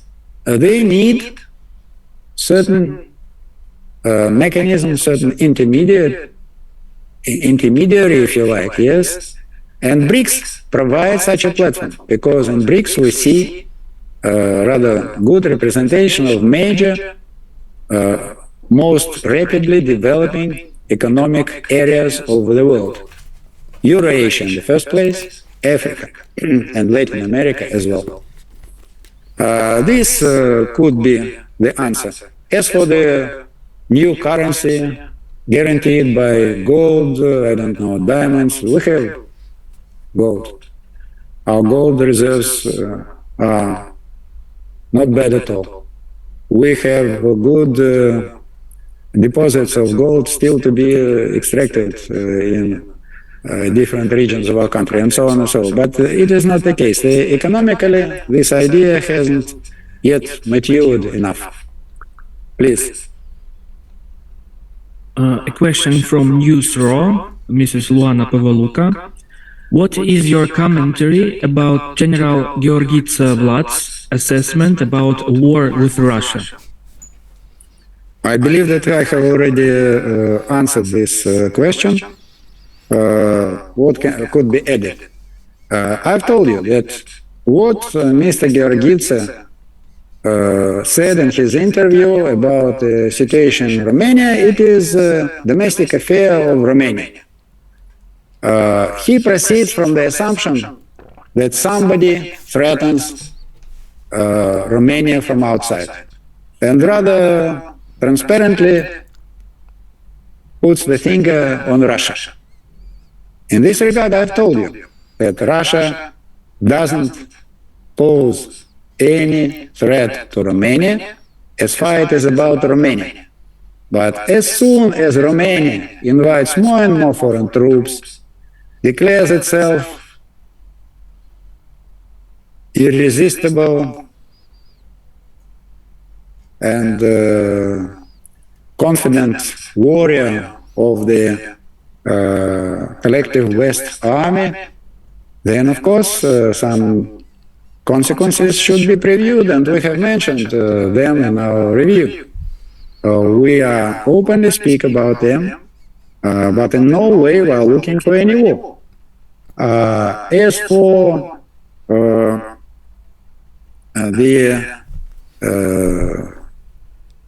I don't know, Details, it is evidently not my job to comment them. Otherwise, what specifically have you found so interesting, so curious in Mr. Gheorghiță Vlad interview? It was a regular interview. I brought a number of illustrations from Czechia, from God knows whom, Poland, Estonia, Lithuania, and others. All of them were now encouraged, if you like, by the military hysteria, if you like. They are pushed by their political leaders, bosses, ahead, and of course, they do their job as to the best of their knowledge and understanding of their functions and duties. But unfortunately, of course, in a wider vision of, for example, European security and stability architecture, it is activities detrimental to the real perspectives of consolidating this. But you know that it was a beautiful, detailed remark of our foreign minister. If I find literally the quotation, I'll try to do it. But I can retell you in major features what is it all about. It is about so-called island mentality of the United States of America. Yes, I'm lucky I found. Americans are very cynical people. I'm quoting Mr. Lavrov in one of his recent interviews. They have developed what is sometimes referred to as an island mentality, like Britain. The bulk of the settlers who moved to America were British. They eradicated the native tribes and forced the survivors into reservations.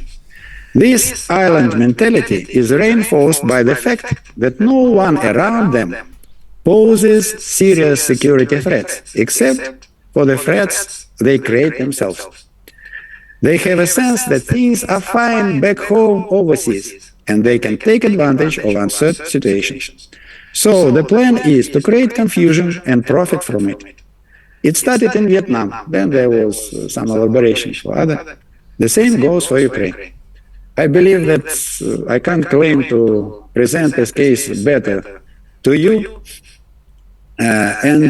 Unfortunately, European countries whose economy has suffered really heavy blows as a result of this new military adventure of the United States, in which whole NATO has found to be involved in Ukraine, and whose competitiveness in the world markets is to a great extent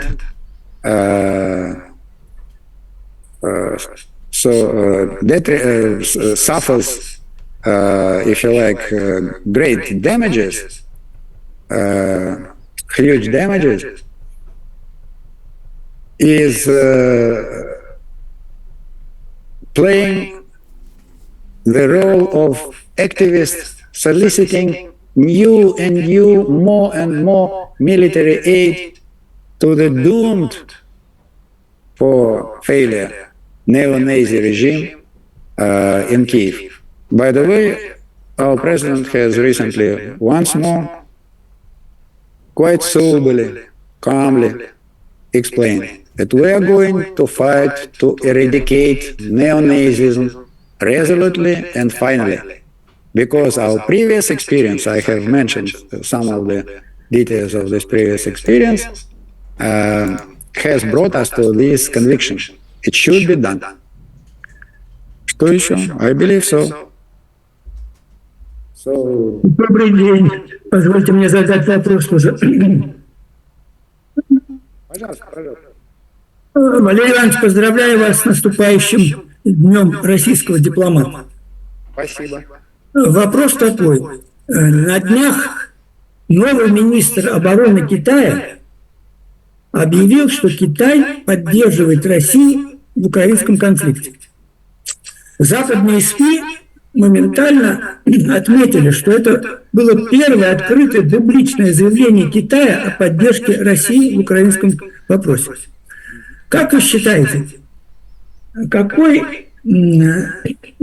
это может иметь геополитический эффект на какую-то перспективу именно в контексте украинского конфликта? Спасибо. Спасибо, хороший вопрос. Раз он задан по-русски, мы его ответим по-русски. Но если коротко, я надеюсь, что это заявление будет иметь прежде всего отрезвляющий эффект. Sobering effect. Переведи. O întrebare de la vești din Rusia. Noul ministru al apărării al Republicii Populare Chineze recent în mod deschis a declarat că China susține Rusia în conflictul cu Ucraina. Și întrebarea domnului de la vești din Rusia este ce fel de efect în perspectivă, în viitor, va avea această declarație. Și în răspunsul său, la începutul răspunsului său, domnul ambasador a spus că speră că această declarație va avea un efect care va trezi comunitatea din Occident. С самого начала, если мы вспомним, позиция Китая отличалась объективностью и конструктивизмом в отношении конфликта на Украине. И она основывалась на самом важном посыле о том, что прежде всего нужно понять причины возникновения этого конфликта и уже оценить, насколько оправданы действия сторон. De la începutul conflictului, poziția Chinei a fost diferențiată adică susținută cu obiectivitate și constructivitate. Cum au declarat de nenumărate ori reprezentanții Chinei, trebuie să înțelegem la început motivele acestui conflict și după acestea putem să le evaluăm. На Западе пошли совершенно другим путем. Они стали имитировать, то есть фальсифицировать, создавать видимость того, что они якобы вот тоже за справедливость, они защищают демократическую Украину, ставшую невинной жертвой агрессивной России. Și Occidentul a început să imiteze, să falsifică sentimentele sale că ei încearcă să spunem, cumva să protejeze Ucraina, să apară principiile democratice a acestui statului mic. Со стороны агрессивной, страшной России. Da, din partea Rusiei mare și agresive. Яркая иллюстрация этого подхода Запада – это так называемая Копенгагенская инициатива и формула мира Зеленского. Давай, по порядку. Unul dintre principalele exemple a acestei poziții Occidentului sunt așa numită inițiativă de la Copenhagen și formula păcii lui Zelensky. Așa numită, da. Да, ну вот. Значит, если посмотреть на эту формулу мира,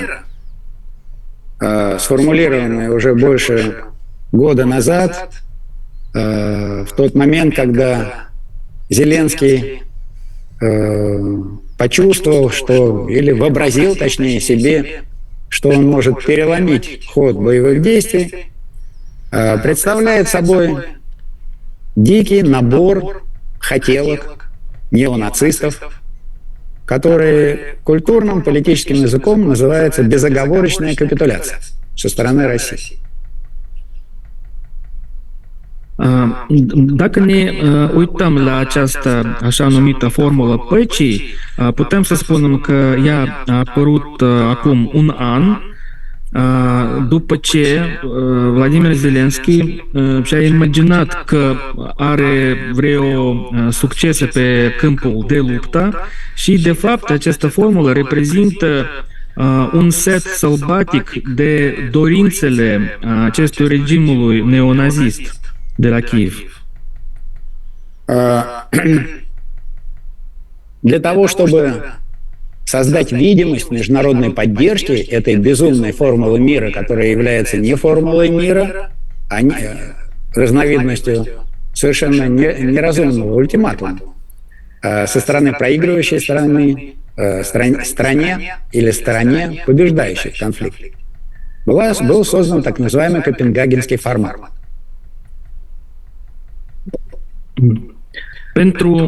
Pentru a susține această formulă păcii, așa numită, care reprezintă de fapt o capitulare totală a Rusiei sau ultimatul către Rusia, pentru susținerea со стороны проигрывающей, стороне выигрывающей в конфликте. Un ultimatum de la o țară care pierde către o țară care câștigă. Pentru a susține această formulă a fost creată așa numit formatul de la Copenhagen. Вначале их очень активно рекламировали, перечисляли, кто приехал. Потом постепенно стали скрывать, кто приехал, что сказал.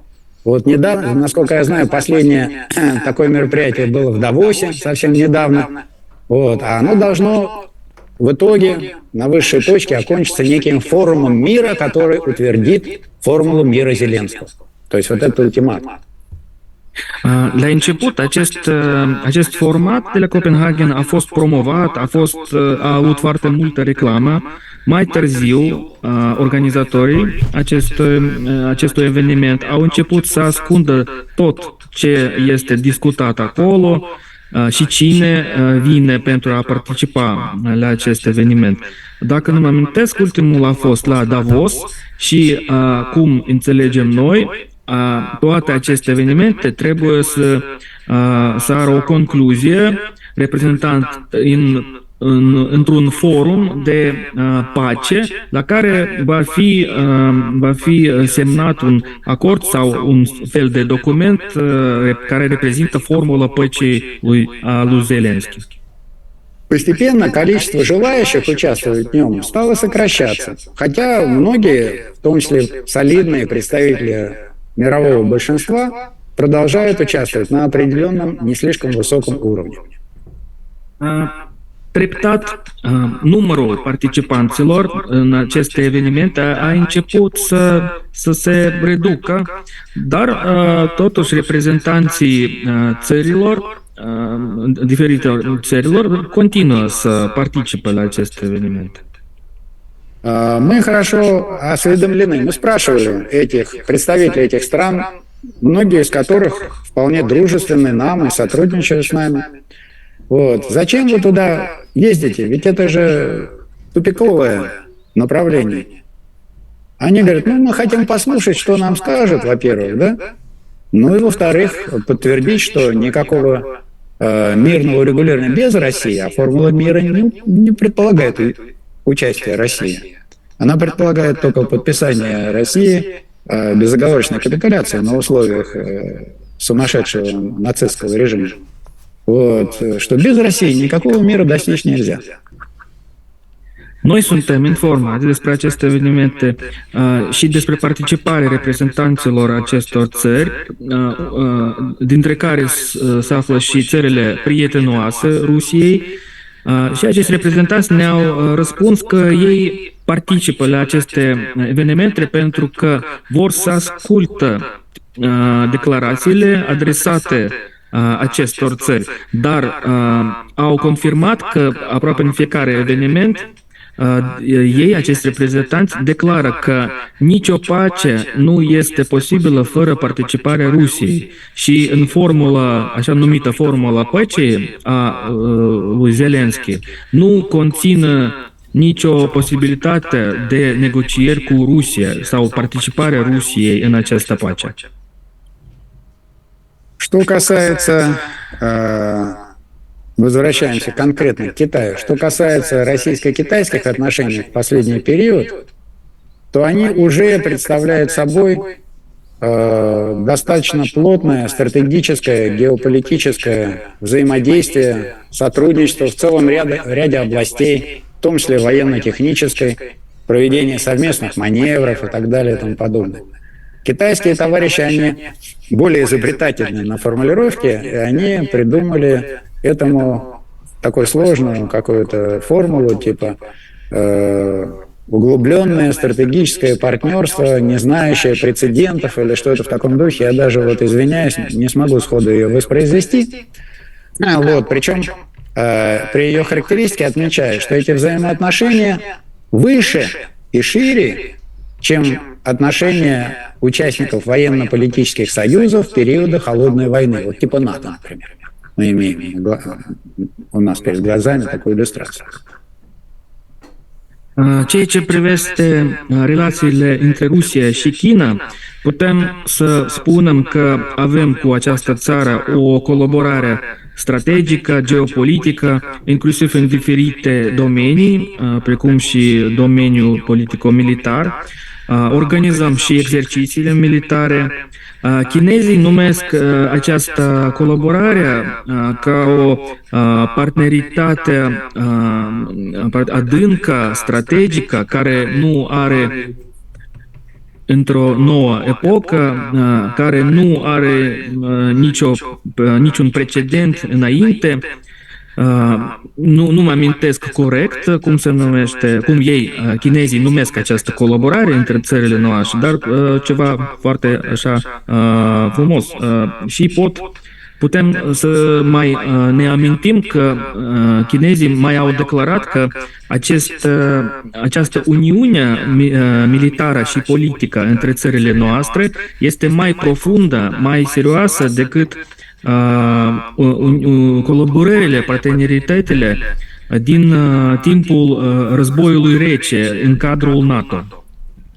Как мне кажется, китайская страна и раньше это понимала, но конфликт на Украине окончательно привел ее к выводу о том, что Соединенные Штаты Америки во главе коллективного Запада ведут недружественную политику в отношении не только Китая, но и других стран, но и прежде всего Китая, поскольку даже само укрепление Китая, его развитие воспринимается как некая угроза Соединенными Штатами. Не как естественное развитие твоих конкурентов, с которыми ты готов конкурировать честно, а как угроза. Это, кстати, записано уже в решениях НАТО. Partea chineză și înainte înțelegea acest lucru, dar astăzi înțelege și mai bine că Statele Unite și Occidentul condus de Statele Unite conduce o politică care pune în pericol țările noastre, inclusiv și China, chiar toate succesele economice în China, Statele Unite consideră ca o pericol pentru ei. Таким образом,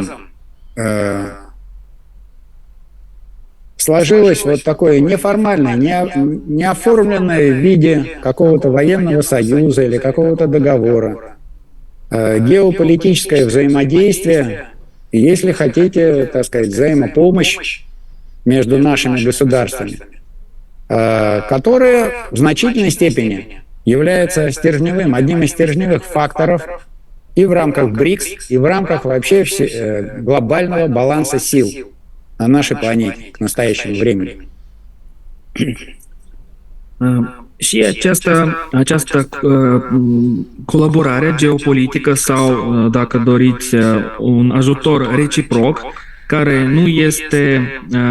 nu are niciun acord, adică nu există ca un acord între țările noastre, ne ajută să colaborăm fructuos și în reciproc, nu numai în cadrul BRICS, și în cadrul altor în cadrul altor organizații sau domenii care ne ajută să ne dezvoltăm și mai departe în lume. Поэтому мы, исходя из интересов России, так же как Китай, исходя из своих интересов, открыты и практически развиваем взаимодействие, сотрудничество, партнерство в различных областях. Și noi, pornind de la interesele noastre, ca și China, care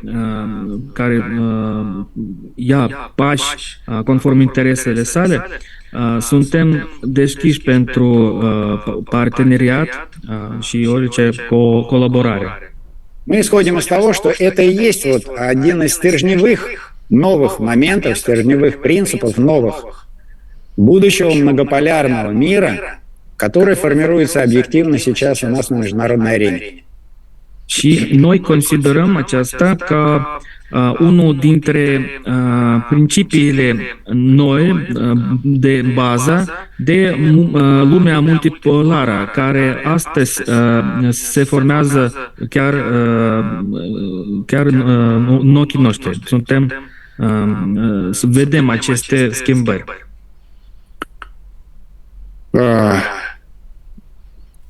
Вот это примерно так коротенько. А в принципе, эта тема большая, поскольку это процесс, это не некое вот, если хотите, ликование, скажем, по поводу расширения БРИКС или чего-то другого. Это процесс, который потребует сознательных, осознанных, коллективных усилий большинства подлинно суверенных стран мира, к которым, несомненно, относятся Китай и Российская Федерация, Китайская Народная Республика и Российская Федерация. Aceasta este pe scurt, dar trebuie să nu vă înțelegi că este un fel de fericire din cauza extinderii BRICS sau așa mai departe. Este un proces legat de eforturile țărilor, statelor într-adevăr suverane, precum China sau Rusia. Ну вот я закончил ответ. Terminat răspunsul meu. Пожалуйста, давайте, последний вопрос. One last question. It's from Victor Vulpescu, a video blogger. He asks, what is, in Your Excellency's opinion, the key moments in history that led to the current rather precarious state of relations between Romania and Russia?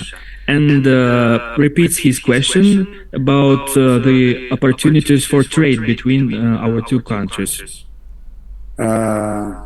Благодарю господина Волпеску. Это интересный вопрос, особенно то, что он настаивает на каком-то еще дополнительном ответе о нем. На него, точнее, да? Переведи, сразу замучишься. Îi mulțumesc frumos domnului Vulpescu pentru întrebarea și pentru că insistă să primească un răspuns de la mine cu privire la această temă.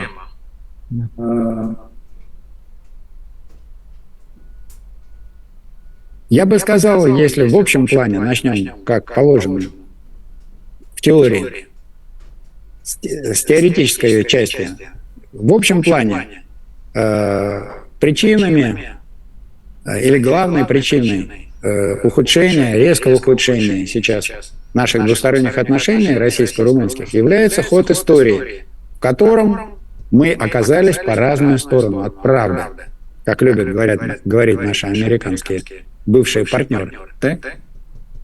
Aș vrea să încep cu o parte teoretică, pentru că, în opinia mea, în general, primul motiv este că noi... Primul motiv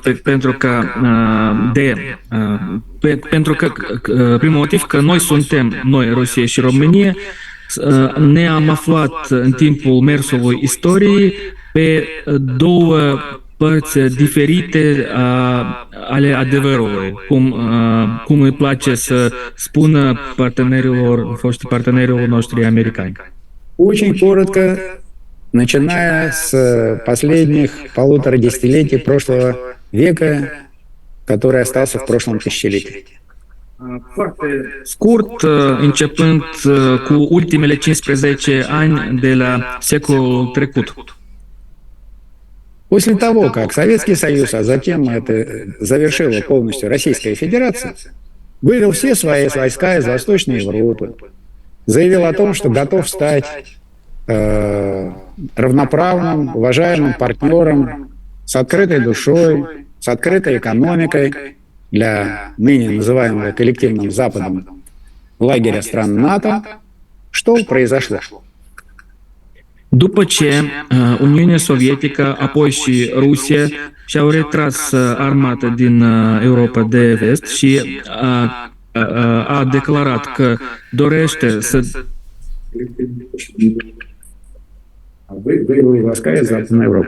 Da. Și după ce Rusia a declarat că dorește să devină partea acestei economii deschise,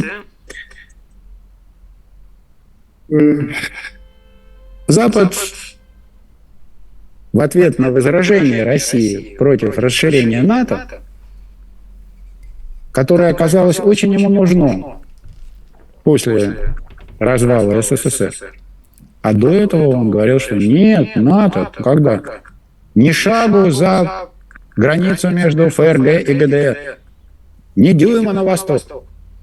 А тут оно ему оказалось. НАТО подписал с Россией некий фундаментальный акт, который оказался полным враньем вот на данный момент. Да? Давай, переводи.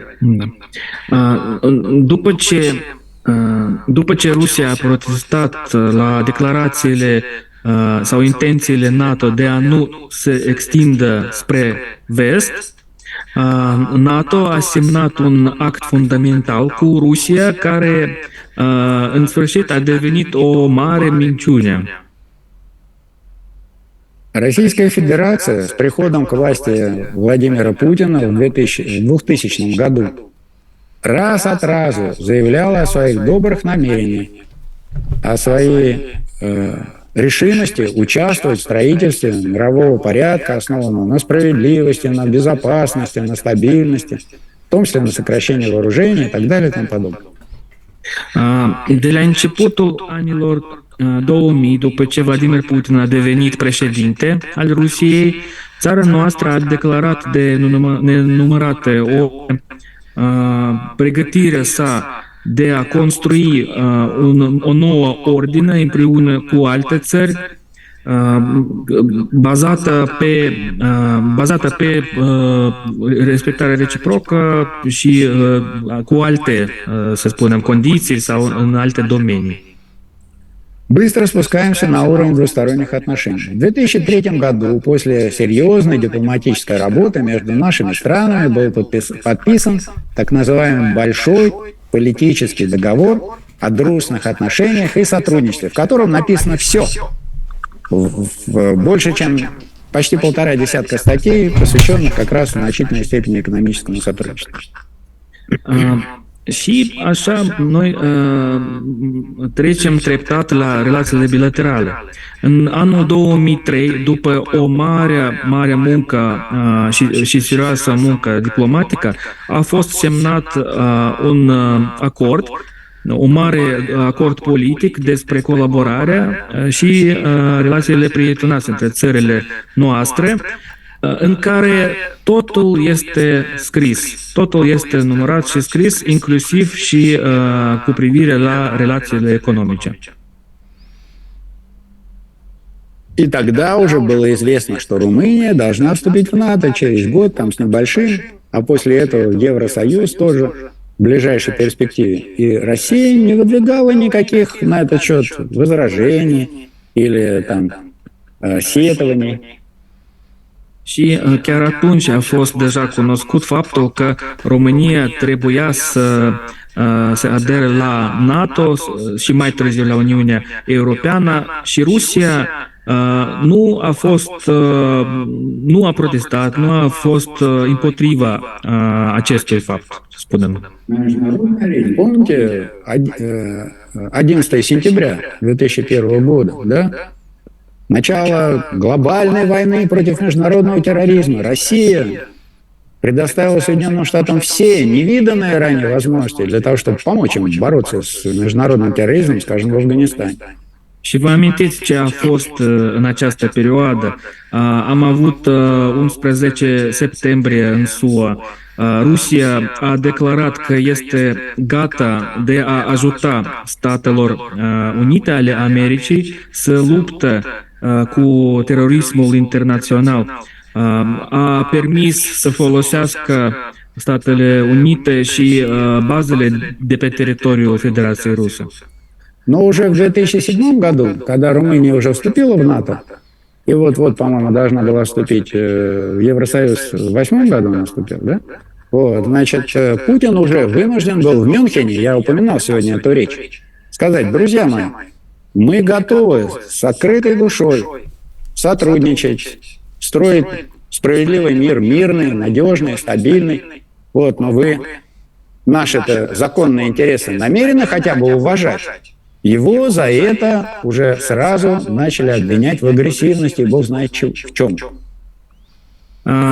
Deja în anul 2007, înainte aderării României la Uniunea Europeană, Vladimir Putin a vorbit la conferința de la München, am astăzi deja vorbit despre această conferință, și a declarat că Rusia este gata să colaboreze cu sufletul deschis cu toate țările.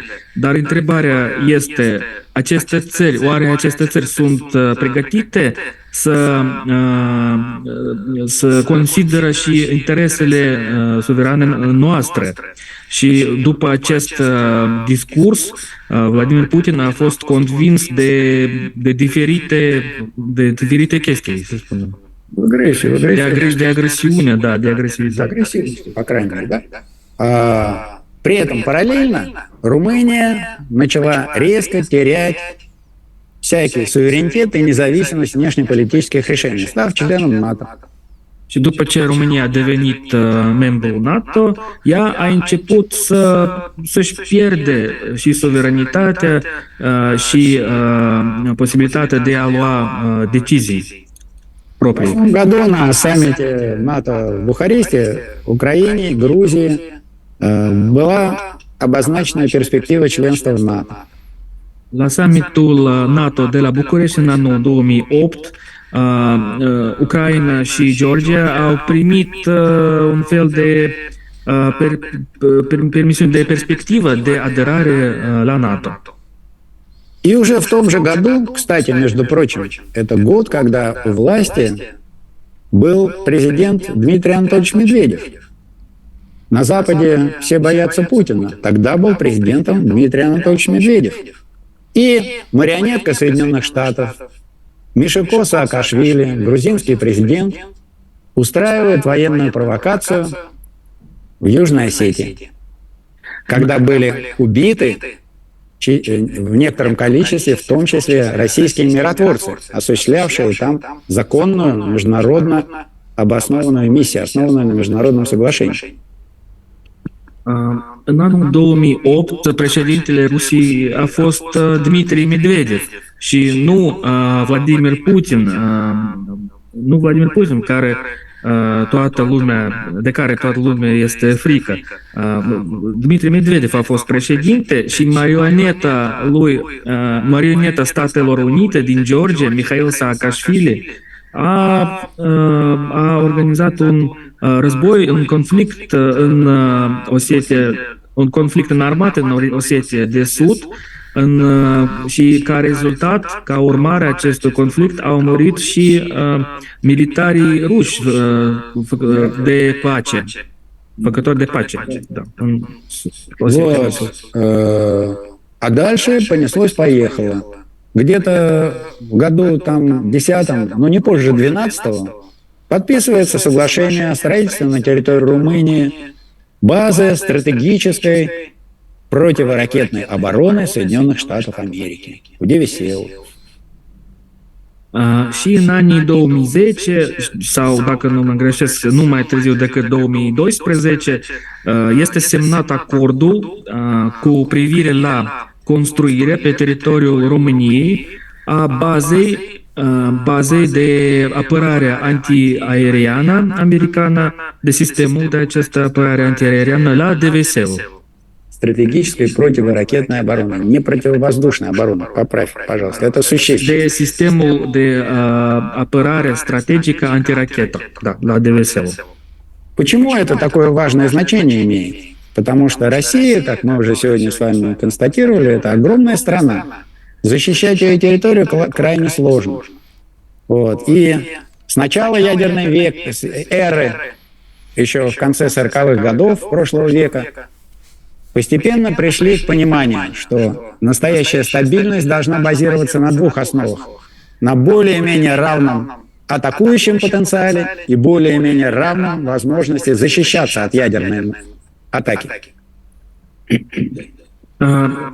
De ce acest lucru este important pentru Rusia? Pentru că Rusia este o țară mare și de la sfârșitul anilor 40, secolului trecut, a fost păstrat în lume principiul că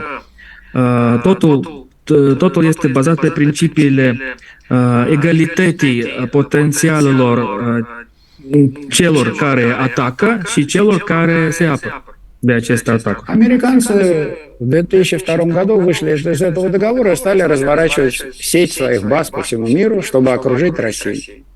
Americanii au ieșit din acest acord în anul 2002 și au început să construiască bazele americane în toată lumea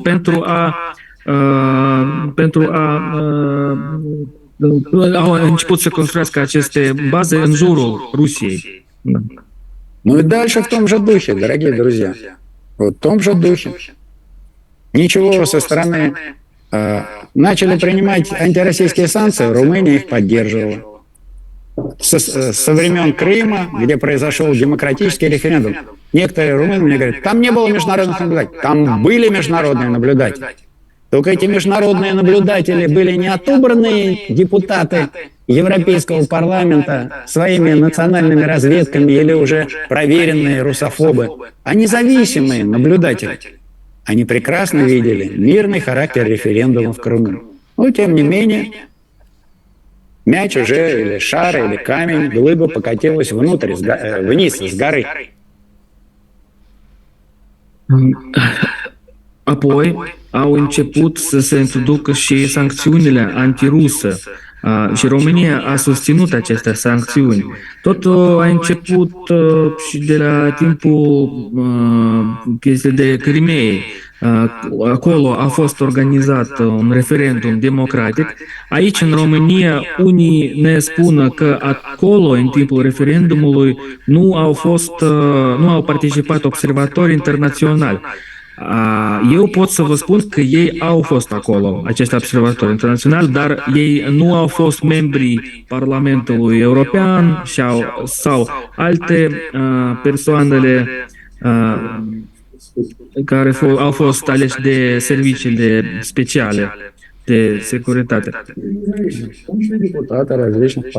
Ei au fost observatori independenți, inclusiv și deputații de la unele parlamentele.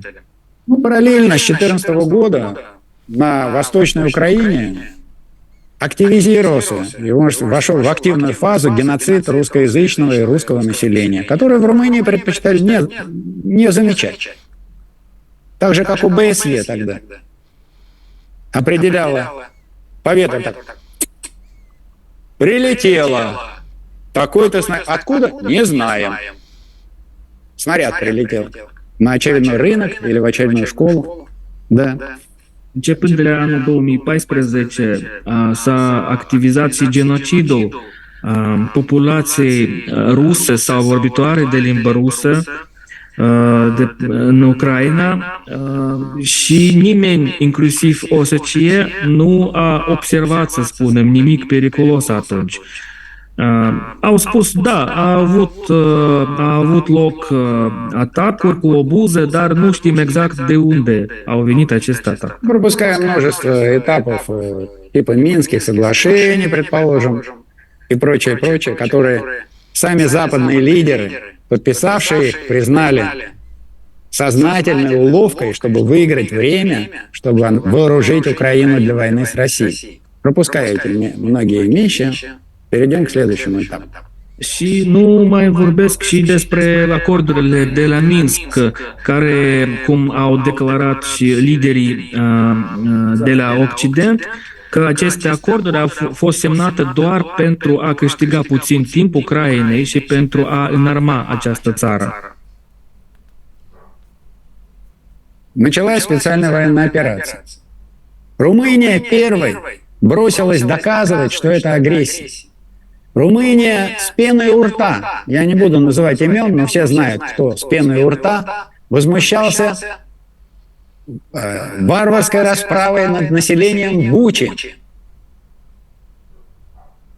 обвиняя Россию в военных преступлениях, грозя трибуналами и так далее. După ce a început operațiunea militară specială în Ucraina, România a fost între primele țări care a numit această operațiune ca agresiune și cu, să spunem, spumă în gură a început să dea vină pe Rusia, inclusiv putem să ne amintim și incidentul de la Bucea. Nu vreau să vorbesc cine exact, dar ei au dat vină pe Rusia direct, fără nicio investigație. Грозя военными трибуналами, наказанием за военные, воображаемые военные преступления. Permitem să inițieze la tribunale internaționale legate de crimele de război și așa mai departe. Никаких доказательств, в том числе элементарного списка тех якобы убитых русскими людей, которые были разложены по сторонам дороги, ведущим в этот пригород Киева, и тогда не было. Nicio dovadă, nici atunci, nici acum.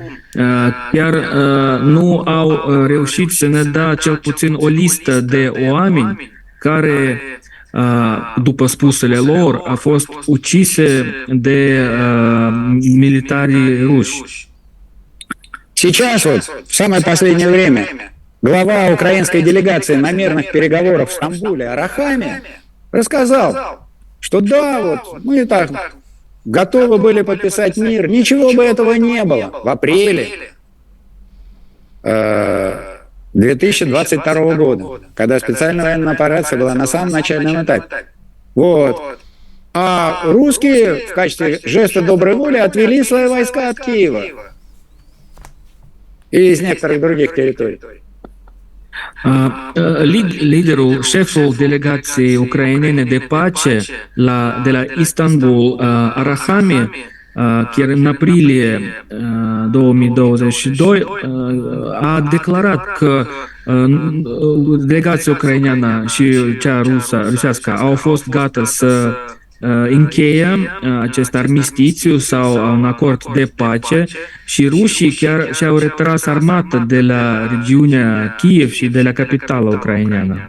Если бы этот мирный договор был введен в действие, ничего бы не было последующих страшных осады Мариуполя, Бахмута и так далее и тому подобное. Ничего бы не было, ни сотен тысяч жертв, ничего.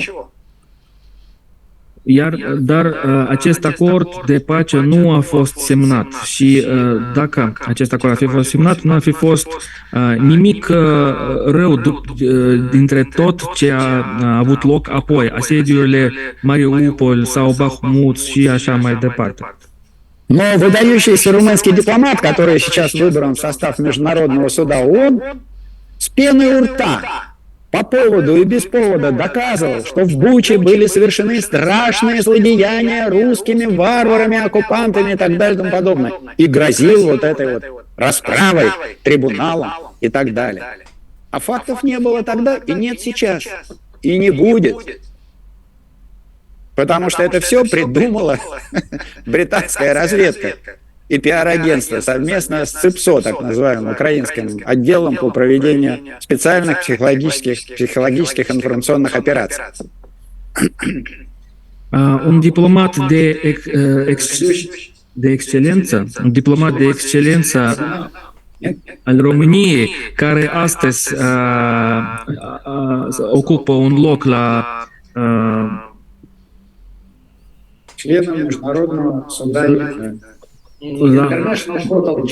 la Curtea Internațională,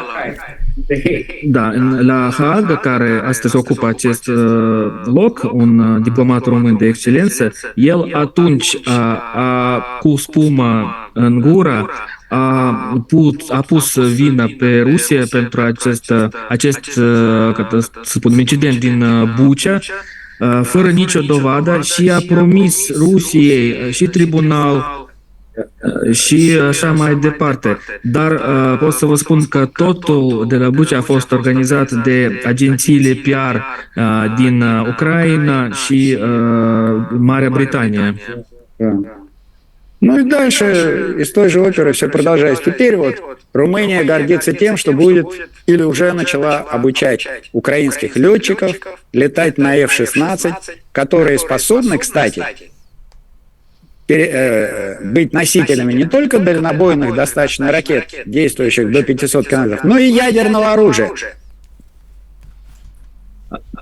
România a declarat că va antrena sau poate deja antrenează piloții ucraineni de avioane de luptă F-16, care, trebuie să menționez acest lucru, sunt capabili să ducă rachetele de rază lungă până la 500 km și rachetele nucleare.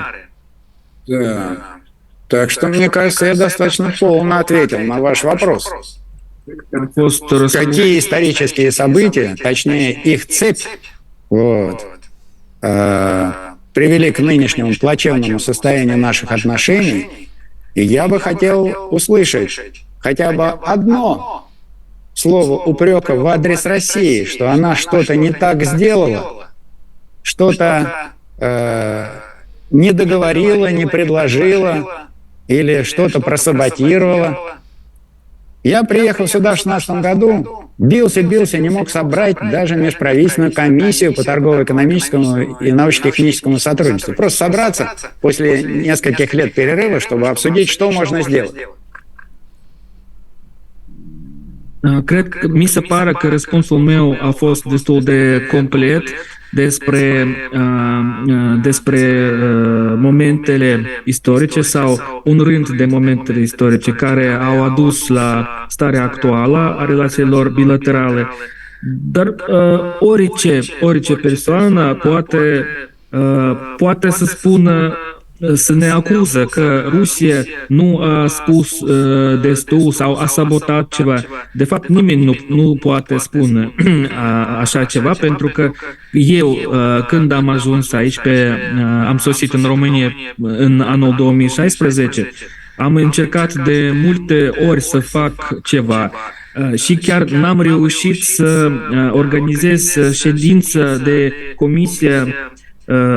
Comisia interguvernamentală română-rusă care se ocupă cu problemele economice, tehnice și științifice. N-am reușit să organizez acest. И еще для полной радости, вот это хорошо перевели, для полной радости и удовлетворения партнеров, румынская страна вплоть до совсем недавнего времени периодически вытаскивает из нафталина дохлую кошку, как сказали бы в Англии, или мои палестинские друзья бывшие. Și pentru fericire sau satisfacția completă a partenerilor, pot să adaug că partenerii noștri români, foștii partenerii noștri români, continuă să scoată, cum se spune la noi, o pisică moartă de la naftalină. Да, ну что значит для мной? Мои, как говорят в Великобритании, или мои бывшие палестинские друзья любили это выражение? cum se spune și în Marea Britanie sau cum au spus prietenii mei de la Palestina? Это вопрос о некоем золоте, которое Россия должна вернуть Румынии. Este o problemă a unui tezaur de aur care este, cum spun ei, Rusia trebuie să se returneze României. Напомню о другом историческом событии в этой связи и закончим эту тему. Леонид Ильич Брежнев сказал товарищу Николаю Чаушеску в 1960 каком-то 7-8 году, в 60-е годы прошлого века, больше полвека назад или около полувека назад, скажу вам по-товарищески, как коммунист коммунисту, товарищ Чаушеску, забудьте об этом. Смысл был такой, что Румыния, Россия по совокупности собственных деяний, есть такая формулировка в юриспруденции, в Уголовном кодексе, по совокупности деяний, должна намного больше. Забудьте об этом и радуйтесь этому. Все, я все сказал. Cu privire la această temă, vreau să spun doar un sigur lucru și terminăm cu această întrebare. Despre tezaur, Leonid Ilici Brejnev a spus lui Nicolae Ceaușescu, da, toată lumea știe, este secretarul general a Partidului Comunist din Uniunea Sovietică. El, Leonid Brejnev, a spus lui Nicolae Ceaușescu în anii 60, secretarul general, sau primul secretar, nu mă amintesc corect, al Partidului Comunist din România, că eu, cum a spus Leonid Brejnev, trebuie să vă spun că tovarășului, ca comunistului, că trebuie să uitați de acest lucru. Trebuie să uitați de tezaur. Pentru că cum a fost și scris în documentele juridice, după ca rezultat de tuturor activităților României, să spunem așa, ei, juriștii, au un fel de formulă în documentele sale, România sau responsabilitatea totală a României sau vina totală a României, România are o datorie mai mare către Rusie decât Rusia către România.